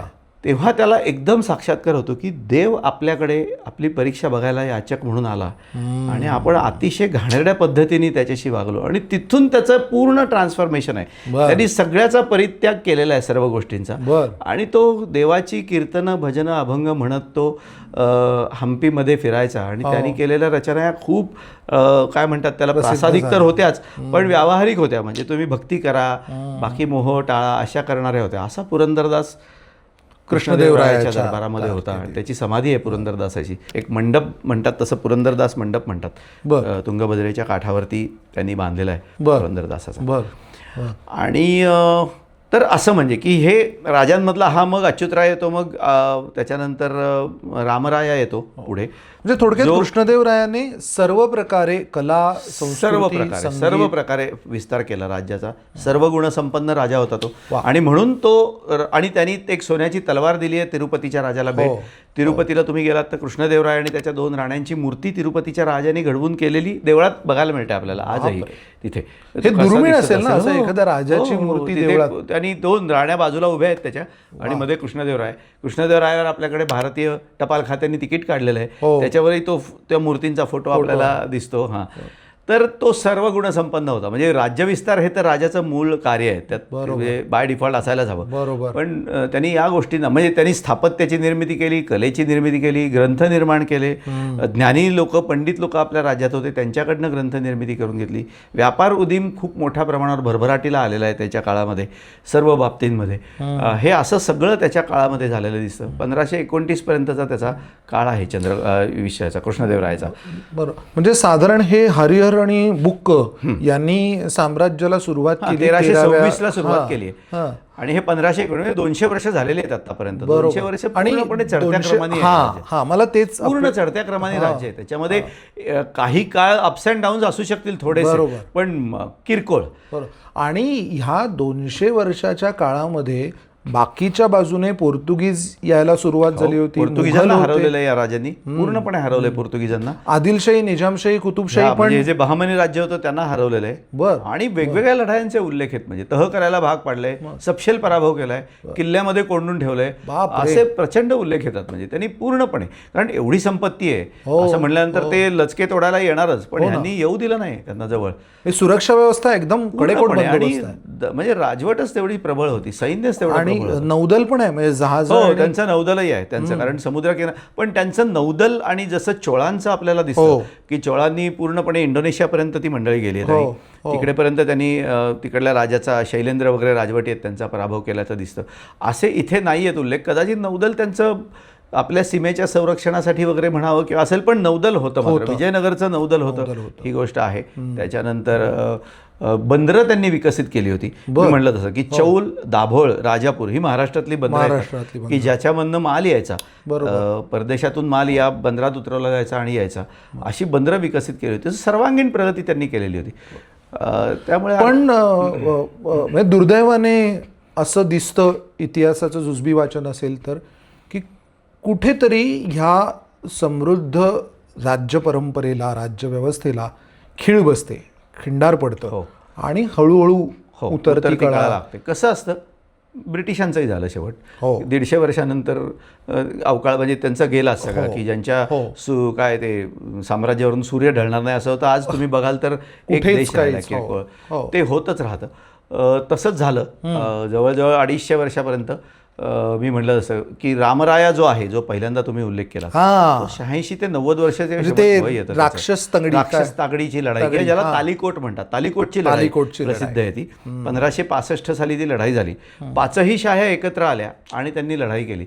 त्याच्यात एक विचित्र कथा सांगितली जाते आणि ती खोटी असणार, की त्यात असं सांगितलं की ती लढाई काही म्हणजे हे हारेच नात, म्हणजे अनिर्णित राहिली नाही, हे हारेच नात. म्हणजे त्यामुळे आता या मुसलमानांना वाटलं की यांना हरवायचं कसं. मग निजामशाह्यांनी काय केलं तर त्यांच्या तोफेमधून नाणी असतात, कॉईन, ती दारुगोळ्याच्या ऐवजी नाणी घातली आणि ते नाण्यांचा पाऊस पडला. आणि मग ते सैनिक सगळे ती नाणी गोळा करायला आले विजयनगरचे. हे तद्दन फालतू कथा वाटते ही. मुळात इतकं साम्राज्य म्हणजे मोठं असलेलं, हो ना, ते सैनिक नाणी गोळा करायला जातील हे करणं, हे कदाचित त्यांनी केलं असेल किंवा पण ती एक तकलादू आणि फालतू कथा सांगितली जाते. ह्याच्यात तथ्य असेल असं कुठेही वाटत नाही. 19-20 झालं शेवट यांचा हे झाला आणि त्याच्यानंतर तो राजा कदाचित सापडला युद्धामध्ये आणि 90 वर्षाचा होता. तेव्हा त्याचं वय सांगतात की तो 90 वर्षाचा होता, म्हणजे 86 ते 90 असं सांगितलं जातं. आणि तो युद्ध मैदानात होता. त्याला पकडला गेला, त्याला मारलं, त्याचं मुंडकं कापलं गेलं, त्याला मारलं आणि राजा पडल्यानंतर थोडा फॉल आहे त्यांचा. आणि मग या 5ही शाह्या, आणि मग पुन्हा तो चेव येतो ना की आता राजाच पडलाय आणि मग या शाह्या प्रबळ, जे सैन्य प्रबळ झालं यांचं, आणि तिथे तो पराभव आहे त्यांचा. बाकीचे लोक पळून गेले नंतर. आणि मग पुढची 6 महिने ही मंडळी लुटत होती हम्पी शहर. 6 महिने, 6 महिने लागले त्यांना लुटायला सगळ्यांना. मग त्यांच्यात भांडणं सुरू झाली. नंतर आलेले पण काही राजे आहेत, त्यांनी पुन्हा रिवाईव्ह करायचा प्रयत्न केला. ते इथे आले, पुन्हा राज्यव्यवस्था हे करायचा. पण तो मोठा आघात असतो, कारण इतकी लूट झालेली आहे, संपत्ती गेलेली आहे, सैन्य विखुरलेलं आहे. आणि मग त्यांनी त्यांची राजधानी नंतर शिफ्ट केली आहे, नंतर दुसरीकडे गेलेत. असं करत करत 1614-15 पर्यंत किंवा अगदी 20 पर्यंत क्षीण झालेलं हे राजवट दिसतं. त्याच्यानंतर मात्र हे पूर्णपणे संपुष्टात आलं राज्य. पण हे कृष्णदेवरायानंतर किती वर्ष? 29 सालात, 1529ला कृष्णदेवरायाचं राज्य, म्हणजे कृष्णदेवरायाचा कारभार संपला गेला तो 29ला. तिथून ते 65 पर्यंत, म्हणजे 35 वर्षात, पुढच्या 35 वर्षानंतर म्हणजे 35व्या वर्षी लढाई झाली किंवा 36व्या वर्षी त्याच्यानंतर. आणि त्याच्यानंतरचा तो सगळा डिक्लाईन आहे तिथे झालेला. पण त्यांनी स्थापन केलेलं स्थापत्य, निर्माण केलेलं, ते जे आजही आपल्याला हम्पीमध्ये बघायला म्हणतो की हम्पीत गेल्यानंतर जर ही बॅकग्राऊंड असेल की हे इतके प्रबळ होते, 250 वर्ष ह्यांनी राज्य केलेलं आहे. आज आपण म्हणतो की 15 वर्ष एका पक्षाचं राज्य आहे, 20 वर्ष एखादा नेता लाभला, तर 250 वर्ष जेव्हा लाभतो, बरोबर, तेव्हा काय प्रगती होत असेल किंवा काय स्टॅबिलिटी असेल याची आपण कल्पना करू शकतो. आणि वेगवेगळ्या पद्धतीने म्हणलं तसं ना की निरनिराळे पंथ, उपपंथ असतील, त्यांनी शैव आहेत, वैष्णव आहेत, त्यांनी प्रोत्साहन दिलेलं आहे आणि त्यांची मंदिरं बांधली. जैन आहेत, जैनांना त्यांनी हे केलं. एक तुम्हाला इंटरेस्टिंग गोष्ट सांगतो, म्हणजे हा तुम्ही जर का शृंगेरीच्या विद्यारण्य म्हणजे विद्याशंकर मंदिर आहे शृंगेरीतलं मोठं, बरं. त्याच्यावर गेलात तर त्या मंदिराच्या बाहेरून तुम्हाला दशावतार कोरलेले दिसतात, हो. लाईफ साईज मधले दशावतार आहेत. त्यातला जो 9वा अवतार आहे तो त्यांनी तीर्थंकर दाखवला तिथे. बुद्धाच्या ऐवजी तीर्थंकर सर तीर्थंकर आहे, म्हणजे ते जे कायोत्सर्ग मुद्रेमध्ये म्हणजे वस्त्र नाही अंगावर आणि ती जी उभी असते, कदाचित महावीर असतील ते, पण ते असे हात कायोत्सर्ग मुद्रा म्हणतात, असे तीर्थंकरांची मूर्ती तिथे कोरलेली आहे. तर का असू शकेल, म्हणजे कशासाठी असेल? तर मला देगलूरकर सरांनी असं सांगितलं की असं 3-4 ठिकाणी आपल्याला बघायला मिळतं. आंध्र प्रदेशमधल्या काही मंदिरांवर बघायला मिळतं जिथे या विजयनगरचं राज्य आहे. शृंगेरीवर तर त्यांचं राज्य होतंच, तर त्यांनी बांधलेल्या देवळांच्या इथे बघायला मिळतं. तर ते म्हणले कदाचित, आता ह्याला काय असं अगदी डिटेल लिखित नाही आहे, आपण काहीतरी इन्फरन्स काढायचा प्रयत्न करतो की जैनांची खूप मोठी मदत आहे विजयनगरच्या राजांना युद्धप्रसंगी किंवा इतरही प्रसंगी. आर्थिक मदत ही जैन समाजाने खूप मोठ्या प्रमाणावर केलेली आहे. जैनांना त्यांनी एक स्थिरता आहे त्यांच्या राज्यामध्ये, ते व्यापारी कम्युनिटी आहे ती, त्यांना पण मोठं प्रोत्साहन या राजांनी दिलं आहे. आणि त्यांच्या प्रति कृतज्ञता व्यक्त करण्यासाठी म्हणून असावं की या दशावतारातला जो 9वा अवतार दाखवला आहे तो त्यांनी तिथे तीर्थंकर दाखवलेले आहेत, असं हा एक ॲनालिसिस आहे. म्हणजे कदाचित कोणी अभ्यास करेल आणि सांगेल की हे पूर्ण चुकीचं आहे बाबा, असं काही नसेल, येईल म्हणजे कदाचित येईल. पण आज आपण काहीतरी त्याच्या पुढे करताना सर म्हणले की आपण असा एक पण असं बऱ्याच ठिकाणच्या बऱ्याच नाहीये, 2-3 ठिकाणी किंवा 3-4 ठिकाणी फक्त असं ही आपल्याला तीर्थंकरांची. आणि त्याचा साधारण त्या मूर्तींचा किंवा त्या शिल्पांचा काळ 14-15वे शतक, कृष्णदेवराय म्हणजे विजयनगरचा म्हणण्यापेक्षा विजयनगर साम्राज्याच्या काळातच ते बांधलेलं मंदिर आणि असं आहे. तर स्थापत्यामधनं ही मंडळी अजून आपल्याला. आणि तुम्ही म्हटलं तसं दक्षिणेत गेलात, तमिळनाडूमध्ये गेलात तर चोळांच्या मंदिरांमधनं आपल्याला, म्हणजे कांचीपुरमला जर गेलं तर एकांबरेश्वर वगैरे मंदिर आहेत की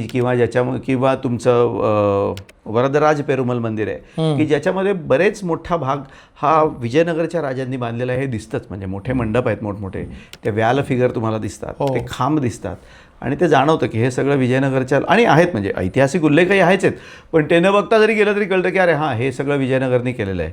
की किंवा गदगला वीरनारायण मंदिर आहे, वीरनारायण मंदिराचं जे गोपूर आहे पहिलं एंट्रन्स आहे तो विजयनगरच्या राजांनी केलेलं आहे. ते दिसतंच प्रॉपर दगडी गोपूर, पहिलं उंच ठराविक उंचीवर, आणि त्याच्यावरती जे केलेलं आहे ते विटांमध्ये केलेलं काम आणि स्टकोमधल्या मूर्ती त्याच्यावरती, हे दिसतं विजयनगरच्या राजाने केलेलं. त्यामुळे ते लोक आजही स्थापत्याच्या रूपाने आपल्यासमोर आहेत. त्यामुळे हे बघताना आपल्याला जाणवतं की किती बलाढ्य ते लोक होते आणि केवढं मोठं त्यांचं साम्राज्य होतं त्यांचं. इंटरेस्टिंग आहे. आणि आणि ते ह्या काळात म्हणजे ह्या समकालामध्ये जगभर काय सुरू होतं साधारण? आता 15व 16व शतक जर तुम्ही बघायला गेलात तर माझ्या मते युरोपमध्ये रेनेसान्सचा साधारण तो काळ 16व्या शतकाचा येतो. 16वा पण नाही, माझ्या थोडा पुढचा येतो, 17व्या शतकात रेनेसान्स. पण म्हणजे जगामधलं जे भरभराटीचा आणि समृद्ध जो सगळा फोकस विजयनगरवर होता, हम्पीवर होता, तो त्याच्याचसाठी की इतकी समृद्धता जगात कुठेही नव्हती जी फक्त याच ठिकाणी एका ठिकाणी होती. म्हणजे कारण व्यापार आणि चलनवलन, दळणवळण, पाण्याची व्यवस्था, उत्तम प्रशासन आणि सैन्य, म्हणजे कुठलेही राजवट एखादी स्ट्रॉंग असेल किंवा कुठलंही राज्य कशावर उभं असतं तर आपण काय म्हणतो की संरक्षण, अर्थकारण, इंटरनल सिक्युरिटी आणि परराष्ट्र धोरण, या 4 महत्त्वाचे पिलर्स आहेत त्यातले. हे सर्व या विजयनगरच्या मंडळींच्याकडे होते. आणि त्याच्याबरोबर स्थापत्य हा एक ॲडिशनल आहे, कारण प्रत्येकाने आपापल्या कारकिर्दीमध्ये देवळं तरी बांधली आहेत, नाही तर देवळांचं रिनोव्हेशन नाही, ॲडिशन्स केले आहेत त्याच्यामध्ये, जीर्णोद्धार केला नाही ॲडिशन. म्हणजे एक देवळ तर एक मोठा मंडपच मी बांधतो किंवा एक अजून ॲडिशनल गोपूर, यांनी ओडिसावरच्या विजयाच्या प्रित्यर्थ यांनी गोपूरच बांधलंय अख्खं कृष्णदेवरायांनी विरुपाक्ष मंदिरामध्ये. विरुपाक्षाच्या पायी त्यांची पूर्णपणे श्रद्धा. आणि विरुपाक्षाची काही गोष्ट आहे, तो तिथे कसा आला किंवा काय? नाही, म्हणजे ती खूप जुनं स्थान आहे, मात्र असं सांगतात की ते अगदी 7व्या-8व्या शतकापासून तिथे म्हणजे शिवस्थान आहे विरुपाक्ष नावाचं. आणि त्याच्यावरतीच या वेगवेगळ्या लोकांनी त्याच्यानंतर मोठं आपल्या कृष्णदेवरायांनी तर त्याला सोन्याचा मुखवटा दिलेला आहे, तो अजूनही आहे तिथे. ते तो मुखवटा त्या ह्याच्यात घालतात. आणि दुसरी महत्त्वाची गोष्ट यांच्याबद्दल बोलायची तर हा जो आराविडू वंश आहे पुढे नंतर, तर हा वंश सलग चालू आहे. आजही त्या वंशातले लोक तिथे राहतात. आजही तो राजा आहे, म्हणजे ते स्वतःला राजा म्हणून त्यांचं नाही आहे, पण त्यांना जो मान आहे आज तेच वंशातलेच पुढे. त्यांचं नाव पण इन्सिडेंटली कृष्णदेवरायच आहे आत्ता जे आहेत ते. अतिशय नोबल आणि जेंटलमन आणि अतिशय माणसं की जी ह्या फिलिओझा किंवा बाबासाहेब वगैरे आपले जायचे, देगलूरकर सर गेले की त्यांच्या घरामध्ये म्हणजे ते त्यांच्यासाठी पुन्हा तेच की कला आणि ज्ञानाला जे प्रोत्साहन आणि सन्मान द्यायचा तो आजही त्यांच्याकडे आहे, की त्यांच्या घरी राहण्याची व्यवस्था त्यांच्याकडे करणार. आणि अतिशय त्या व्यक्तीला आपण पाहिलं तर वाटणार नाही की हे राजे आहेत. अतिशय साधे, पण एक राजेपणाचा अहंकार, गर्व नाही, पण एक राजेपणाचं चेहऱ्यावरचं ते डेफिनेटली त्यांच्याकडे आहे. आणि आजही ते तिथे आहेत. ते आजही त्यांना हम्पीमध्ये तेवढाच मान आहे. वेगवेगळ्या उत्सवांमधनं जेव्हा पूजा अर्चा ह्या होतात किंवा अनेक सण समारंभ होतात तेव्हा राजे म्हणून ते असतात तिथे. अनेगुंदीमध्ये त्यांचा वाडा आहे मोठा आता. तर हे महत्वाचं आहे की तो पर्यटकांसाठी म्हणजे पर्यटकांना जाता येत नाही, कारण ती पूर्ण खाजगी त्यांचं हे येते. हां, पण ती लिनिएज पूर्णपणे त्यांच्याकडे चालू आहे. त्यांचा देव्हारा आहे, त्याच्यामधले जे देव आहेत ते पण परंपरागत त्यांच्याकडे आलेले असे. हां, असे. मला फार मगापासून परत एक प्रश्न विचारायचा राहून जातोय.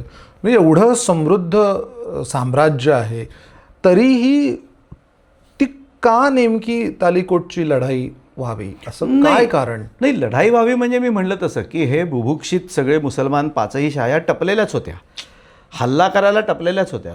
ते प्रत्येक जण गेल्यानंतर तो हारूनच यायचा. त्यांची शक्ती कमी पडायची. त्यांना लूट हवीच होती. त्यांना काय राज्यकारभार नव्हताच करायचा, कारण ते लूट घेऊन निघून गेलेत नंतर. ते काय तिथे थांबून राज्यकारभार केलाच नाहीये. त्यांना लूटच हवी होती. शेवट ते एकत्र आले आणि त्यांची शक्ती जास्त झाली आणि तो पराभव झालाय. लांडग्याने लचके तोडावे तसंच झालं ते शेवट. आणि म्हणलं नाही का त्यांच्यात झालेलं भांडणं नंतर पुन्हा घेतलेल्या संपत्तीवरनं त्यांच्यात भांडणं झालीच, कारण तेवढा एकच उद्देश होता. कुठलाही त्यांचा उद्देश नाहीये, कारण ते मुळातच अधाशी आहेत ते आणि त्यांना काय कधी बघितलेलं नाहीये. त्यामुळे हे एवढं बघितल्यानंतर त्या हवेपोटी, त्यामुळे त्यांच्याकडे हे झालेलं आहे सगळं. आणि मग तो विध्वंस आहे त्यांच्याकडे. कलेला प्रोत्साहन वगैरे सांगतात ते क्वचित असेल किंवा हां, कारण विध्वंस हा मुळात फोकस सगळा भाव विध्वंसक. हां, आणि तो केला ना त्यांनी. पण म्हणजे तेच महत्त्वाचं की 6-6 महिने लागतात म्हणजे ते किती त्यांनी मोठं उभं केलेलं असेल एक शहर, आणि त्यातलं एक राजधानीचं शहर आहे त्यातलं, की जे एवढं त्यांनी केलं. सो आज त्याचे अवशेष रूपात आहेत. पुरातत्व खात्याने बरंचसं जे आहे ते उभं केलेलं आहे. हां, जे नाही आहे ते नाही आहे, जे आहे ते दिसतात आपल्याला. इतिहासात कल्पना विलासाला फारसा वाव नसतो असं म्हटलं जातं, स्कोपच नाही आहे म्हणजे. पण विजयनगरच्या साम्राज्याचं, तिथल्या शासनकर्त्यांचं एवढं देदीप्यमान कर्तृत्व बघितल्यानंतर असा एक फार मोह होतो की जर पराभव झाला नसता त्यावेळेला आणि जर पुढेही सत्ता साम्राज्य विजयनगरचं जर टिकून राहिलं असतं, यात जर तरला काही अर्थ नाही आहे, पण तर काय झालं असतं असं तुम्ही म्हणलात ते आहेच आहे खरं, की जर तरला खरं तर काहीच अर्थ नाही आहे. पण ही समृद्धी अशीच टिकली असती पुढे अजून. पण पुन्हा मी म्हणलं तसं की किती काळ, आता सातवाहन आपल्याकडे होते इसवी सनाच्या पूर्वी, दुसरं शतक ते इसवी सनाचं दुसरं शतक, 400 वर्ष त्यांनी महाराष्ट्रावरती राज्य केलंय. चोळांनी जवळजवळ 100-200 वर्ष राज्य केलंय. चालुक्यांचं राज्य अगदी 5व्या शतकापासून सुरू होतं, नंतर ते मध्ये खंडित आहे, पण त्यांनी पण एक 700-800 वर्ष राज्य आहे. तुम्ही जर काय एक आपण याला सृष्टीचा नियम म्हणू की कधीतरी डिक्लाईन हा आहेच आहे त्याला. फक्त एकच आहे की मुसलमानांनी हल्ला केल्यानंतर झालेला डिक्लाईन आणि त्याच्याऐवजी कुठल्या हिंदू सत्तेनी जर का पराभव केला असता, तर हिंदू सत्तेनी पराभव केला असता तर फक्त राज्य संपलं असतं. ते स्थापत्य, कला आणि बाकीच्या गोष्टींमध्ये तुम्हाला ऱ्हास झालेला किंवा हे जी विध्वंस झाला तो झाला नसता. फक्त राजवट संपली असती, ती बंद झाली असती, ते राजवट बदलली गेली असती. कारण आपल्याकडे त्याचं सगळ्यात चांगलं उदाहरण म्हणजे खिद्रापूरचं मंदिर आहे की जे शिलाहारांनी बांधायला घेतलेलं आहे मंदिर. यादवांची लढाई झाली आहे तिथे, त्यांची तिथेच झाली आहे पुढे कृष्णेच्या काठावर. शिलाहारांचा पराभव झालाय, पण तरी यादवांनी ते मंदिर पुढे पूर्ण केलंय. स्थापत्याला नुकसान, कारण देव म्हणजे मला सर सॉरी मी तुम्हाला मध्ये तोडलं बोलता, आपल्या भारतीय संस्कृतीमध्ये रुजलेला जो बंधुभाव आहे त्याचं हे किती उत्तम उदाहरण आहे की तू राजवटी पराभव केला, राजकीय हे केलं आम्ही, पण तुम्ही जे कारण देवाचंच होतं ना. सनातन परंपरा जी आहे आमची, जी धार्मिक विचारसरणी तुमची आणि माझी सारखीच आहे. राजकीय विरुद्ध होती म्हणून मी पराभव केला की मला राज्य विस्तार करायचा आहे, बरोबर. पण मी ज्या देवाचं पूजन करतो त्याचंच देऊळ तुम्ही बांधताय, त्यामुळे मी बांधणारच देऊळ.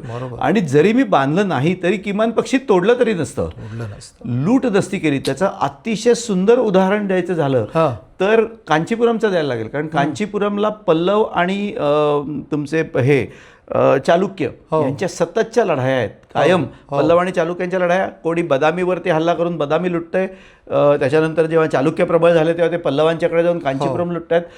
अशा संघर्षामध्ये कांचीपुरमला लुटायला म्हणजे कांचीपुरमवरती चालुक्यांचा राजा विक्रमादित्य येतो 6वा, तो आलाय आणि त्यांनी पराभव केला. कारण तो नंदीवर्मन म्हणून तो वीक आहे तिथला पल्लवांचा राजा, तो निघून गेला. आणि पराभव केल्यानंतर आता लूट करायची. असं करताना त्याला कांचीपुरमचं कैलास मंदिर दिसलं समोर पहिल्यांदा.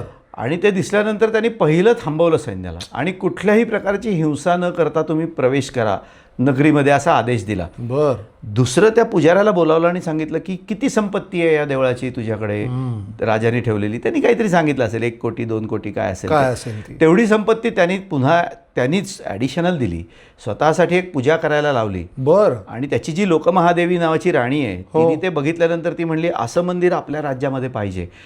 त्या स्थपतींना बोलवलं, ते स्थपतींना घेऊन तो गेला आणि मग पट्टदक्कलला जे विरूपाक्ष मंदिर बांधलंय ते त्या स्थपतींनी बांधलेलं आहे तसं मंदिर.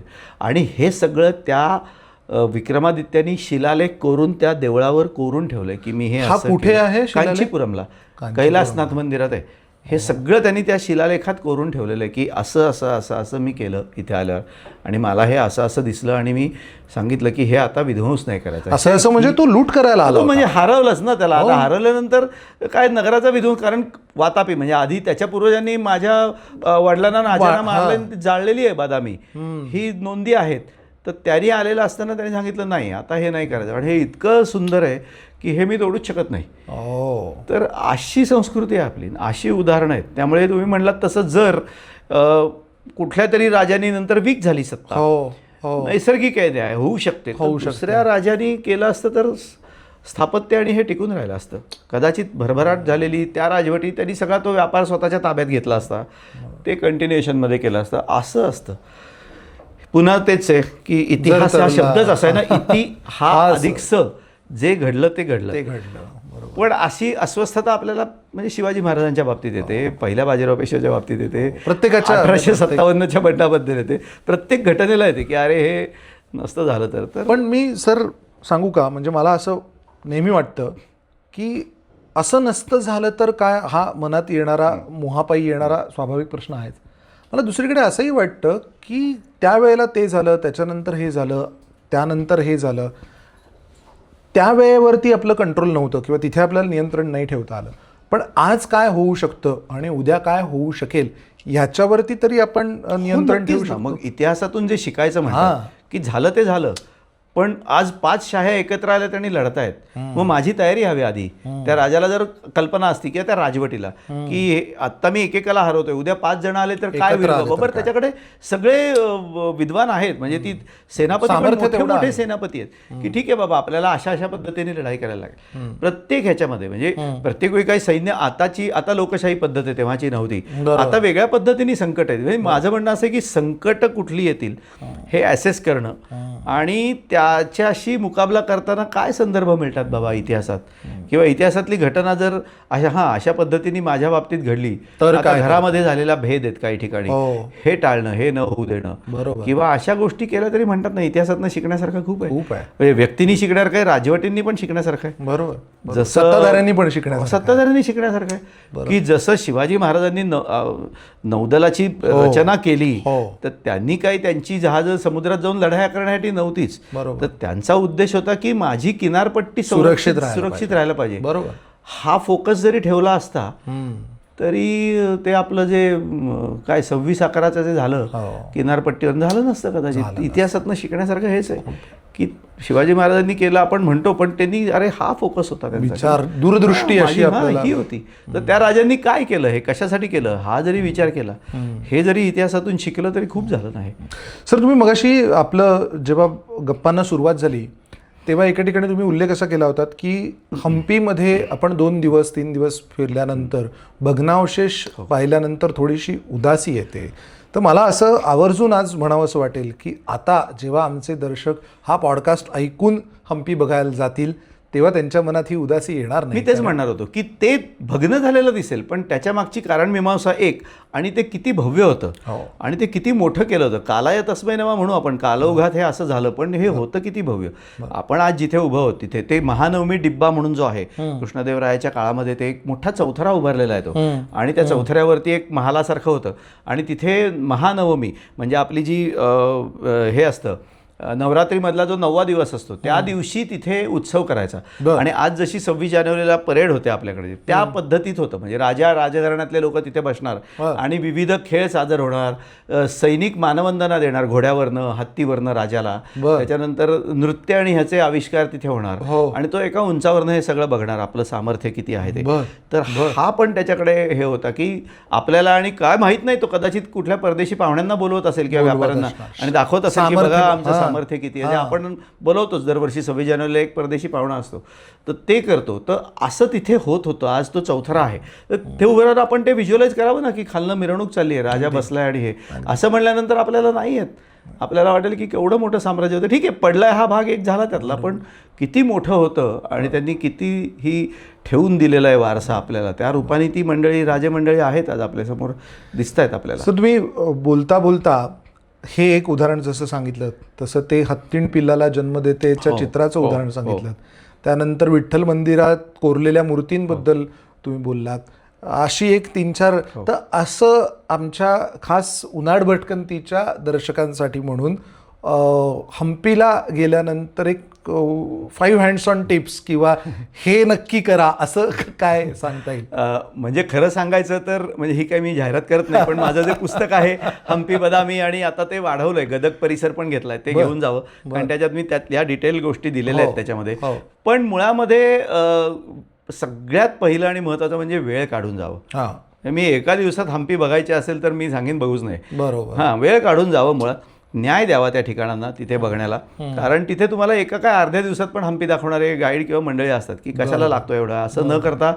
कारण कसं आहे ना की तुम्ही हेमकूट पर्वत असेल किंवा माल्यवंत पर्वत असेल, ह्या पर्वतांवरनं जाऊन जो सनसेट होतो, सूर्यास्त होतो, तो एक अनुभवायची गोष्ट आहे तिथे. म्हणजे तो सूर्यास्त पूर्ण काहीही न बोलता, आणि सुदैवाने तिथे कोणी लोक बोलत, कारण तो इतका भारावलेला असतो प्रसंग. सूर्यास्त होतोय, आपण हेमकूट पर्वतावर आहेत, खाली आपल्याला ते विरूपाक्ष मंदिर दिसतंय, थोड्या वेळाने तिथे दिवे लागतात. किंवा माल्यवंत पर्वतावर गेलं तर माल्यवंत पर्वतावर जे रघुनाथाचं मंदिर आहे, तिथे गेली 8 वर्ष अखंड रामचरितमानस जी पोथी आहे त्याचं वाचन 24 तास चालू असतं.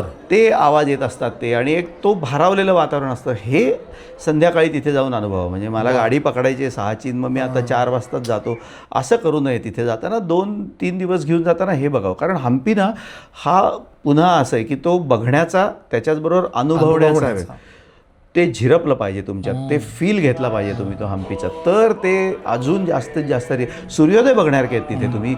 आणि शक्य असेल तर तुम्ही विरूपाक्ष मंदिरापासून विठ्ठल मंदिरापर्यंत चालत जा. नदीच्या काठावरनं जाणारा सरळ तो वॉकवे 1.5 किलोमीटर का 2.25 किलोमीटरचं अंतर आहे फक्त. तो एक बघण्यासारखा असतो. ते मी मगाशी म्हटलं असं की वाटेत तुम्हाला काही गेटवेज लागतात, की तुम्हाला एका पुऱ्यातनं दुसऱ्या पुऱ्यात जाताना ते आहेत. किंवा विरूपाक्ष मंदिरावरनं तुम्ही अच्युतराय मंदिराला जाल, तर अच्युतराय मंदिरात तो गेटवे बघणार काय, तिथला नंदी आहे प्रचंड मोठा. दुसरं हम्पीत एक चांगलं केलं आहे की त्या नंदीच्या अलीकडेच डाव्या हाताला पुरातत्व खात्याने एक म्युझियम केलंय, आणि तिथे 1868 पासूनचे हम्पीचे फोटोग्राफ्स, त्या मॉन्युमेंट्सचे आणि आत्ताचे, हे मांडलेलं डिस्प्ले केलंय. कसं होतं आणि आता कसं केलेलं आहे चांगलं, हां, हे बघता येईल तिथे हम्पीमध्ये. तुम्ही मारुतीचं जन्मस्थान आहे जे अंजनेयाद्री पर्वत आहे, तिथे जावं. तिथे जाऊन तो अनुभव घ्यावा की 700 पायऱ्या वगैरे चढण्यासारख्या आहेत. ज्याच्या पायात बळ आहे त्यांनी तर अवश्य तिथे जावं. तर अशी जरा, म्हणजे तुम्ही जसं उन्हाळ भटकंती म्हणता ना, की थोडे दिवस ठेवायचे. 3 दिवस हम्पीसाठी ठेवलेत, आयटनरी नाही ठेवायची. 3 दिवस मी ठेवलेत टिकमार्क पद्धतीने ठरवेन. म्हणजे आयटनरी लागेल, कारण मला काय बघायचंय ते माहिती आहे. बरोबर. पण मी 1.5 तासात हे, आणि मग 2.25 तासात हे, मग अर्ध्या, असं न करताना ह्या 3 दिवसात मला बरोबर. सुदैवाने हम्पीमध्ये तुम्हाला टू व्हीलर वगैरे पण मिळतात फिरायला. अच्छा. हां, भाड्याने मिळतात. तुम्ही सायकल मिळतात, टू व्हीलर मिळतात, तर त्या घेऊन तुम्ही तुम्हाला पाहिजे तसं भटकू शकता. कारण तुम्ही म्हणजे विरूपाक्ष मंदिर दिवे लागल्यानंतर बघणं हा एक वेगळा प्रकार असतो. किंवा आता विठ्ठल मंदिराला पण ते 15 ऑगस्ट 26 जानेवारीला ते उघडं ठेवतात रात्री आणि दिवे सोडतात. त्यांचं काहीतरी आता चालू आहे की इतर दिवशी पण ठेवावं वगैरे असं. हां, तर या गोष्टी बघण्यासारख्या आहेत. सूर्योदय बघण्यासारखा आहे. वा. की ते कसं उजळत जातं सगळं. आणि ते सगळे वेगवेगळे पर्वत आहेत ना तिथे. ऋष्यमुख पर्वत, मतंग पर्वत, माल्यवंत पर्वत, हेमकूट, याच्यामध्ये ते सगळं बसलेलं हम्पी आहे. तुंगभद्रा वाहतीये मधनं ती. तर ते त्यामुळे तिथे अनुभव घेण्यासाठी जावं. आणि साधारण कुठला कालखंड वर्षाचा अगदी जाण्यासाठी चांगला? म्हणजे उन्हाळा भयानकच असतो तिथे. पण जुलै ऑगस्टला गेलं ना तर चांगलं असं आहे की तिथे फार पाऊस पडत नाही. हवामान म्हणजे क्लाउड कव्हर असतं आणि त्याच्यात दिसतं पण छान. किंवा आली पावसाची सर तरी एखादी सर येते थांबते. धोधो पाऊस पडतोय असं नाही. किंवा मोठा पाऊस पडून गेला असेल तर विठ्ठल मंदिरात अवश्य जावं, कारण त्याच्यात रिफ्लेक्शन दिसतं सगळ्या मंदिराचं. कारण ते असं पाणी साठलेलं असतं खाली, ते असं बघावं. आणि अशा ह्याच्यामध्ये हम्पीला जावं, कधीही जावं. आपल्याकडे एक शहाजी नगरे म्हणून व्यक्ती आहे की जे हम्पीच्या प्रेमात पडले. आणि ते खरं जिल्हा परिषदेच्या शाळेमध्ये चित्रकला शिक्षक, पण ते मोटरसायकलवर हम्पीला जायचे. म्हणजे तो एक धागा पकडून सांगतो मी की राजाश्रय मिळाला कलेला की कसं होतं. आणि त्यांच्याकडे हजारो फोटोग्राफ्स आहेत हम्पीचे. आणि कधीतरी त्यांचा संबंध तिथल्या राजाशी, मी जो सांगितला त्यांच्याशी आला कुठेतरी जाण्यासंबंधी. तर राजाने त्यांना विचारलं की काय येतं हम्पीला एवढं. तर ते म्हणले बहुतेक माझं काहीतरी पूर्वजन्मही बहुतेक मी इथलाच होतो. तर एकदा निवृत्त झाल्यानंतर प्रॉव्हिडंट फंड आणि ग्रॅच्युइटी मिळेल, मग त्यातनं एक कॉफी टेबल बुक तयार करायचं आहे मला हम्पीवर. हे माझे ध्येय आहे, इतके माझ्याकडे फोटो आहेत. तर राजाने त्यांना बोलावलं की ते PF ग्रॅच्युइटी राहू दे, तुम्हाला किती खर्च येणार आहे ते मी देतो. आणि त्यांनी एक सुंदर हम्पीवरचं कॉफी टेबल बुक केलं.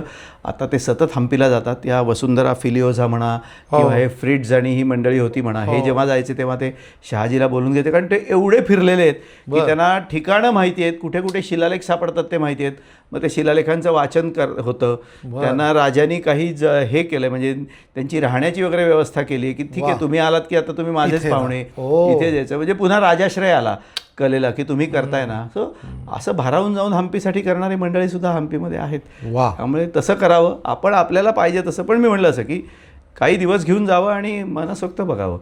खूप म्हणजे ते गेली 10 वर्ष जात आहेत तरी ते म्हणतात की मला नवीन हम्पी साहजिक आहे. म्हणजे तुम्ही कुठल्याही ठिकाणी जाल, आपण 3-4 दिवस गेल्यानंतर दिसतील ना या बारीक सारी गोष्टी. आणि शिल्प काही वेळेला गाईड लोकांना ती माहिती असतात, एखादं वेगळंच ते दाखवतात एखाद्या ठिकाणचं. काही ठिकाणचं कोणतरी दुसरं सांगतं आपल्याला की हे असं शिल्प आहे. काही ठिकाणची अकस्मात दिसतात की अरे हे वेगळंच केलं आहे अशा ठिकाणी त्यांनी. कारण त्या अशा गोष्टी बघाव्यात, वेळ काढून जावं भरपूर हम्पीला. जे सर तुम्ही बोलताय त्याच्यातून माझ्यापर्यंत ती एनर्जी पोचते की किती आनंद होत असेल हम्पी नक्कीच गेल्यानंतर. विजयनगर साम्राज्याचा उदय ते असतं आणि त्यानंतरचं हम्पी बदामी हा भाग, असा साधारण हा गप्पांचा विषय होता. राजनैतिकदृष्ट्या हा अत्यंत महत्त्वाचा कालखंड भारतीय इतिहासातला, सामाजिक सांस्कृतिकदृष्ट्या सुद्धा तेवढाच महत्त्वाचा हा कालखंड. याच्यावरती अत्यंत विस्तृत चर्चा या निमित्तानं झाली. चर्चा म्हणण्यापेक्षा तुमच्याकडून बऱ्याच गप्पा झाल्या, मला नवीन गोष्टी कळल्या, आमच्या दर्शकांनाही कळल्या असतील. त्यांना तुम्ही जे चॅलेंज दिलंय त्याचं मी परत एकदा त्यांना आठवण करून देतो की तो जो ते जे 6x6चं इंचाचं जे जन्म देणारे हत्ती, हे विरूपाक्ष मंदिरावर शिल्प आहे. ते तुम्ही शोधा आणि त्याचा फोटो आम्हाला कमेंटमध्ये नक्की पाठवा. आणि मग तुम्हाला उनाड भटकंती आणि किताबवालाकडून एक आकर्षक भेट नक्की मिळणार आहे, हे मी आवर्जून सांगतो. पुस्तक रूपाने ही भेट मिळवण्यासाठी लवकरात लवकर हम्पीची टूर प्लॅन करा. तर बापट सर, तुम्ही खूप वेळ देऊन आवर्जून इथे आलात आणि ह्या भरभरून गप्पा मारल्यात. एका भेटीमध्ये आपल्या गप्पा संपणार नाही आहेत आणि आम्ही उत्सुक आहोत की लवकरात लवकर नवा विषय, नव्या गप्पांसाठी आपण पुन्हा एकदा एकत्र येऊया. आशा आहे की उनाड भटकंतीच्या या प्लॅटफॉर्मवरती तुम्हालाही तुमचे अनुभव आणि तुमचे विचार मांडायला आवडले असतील.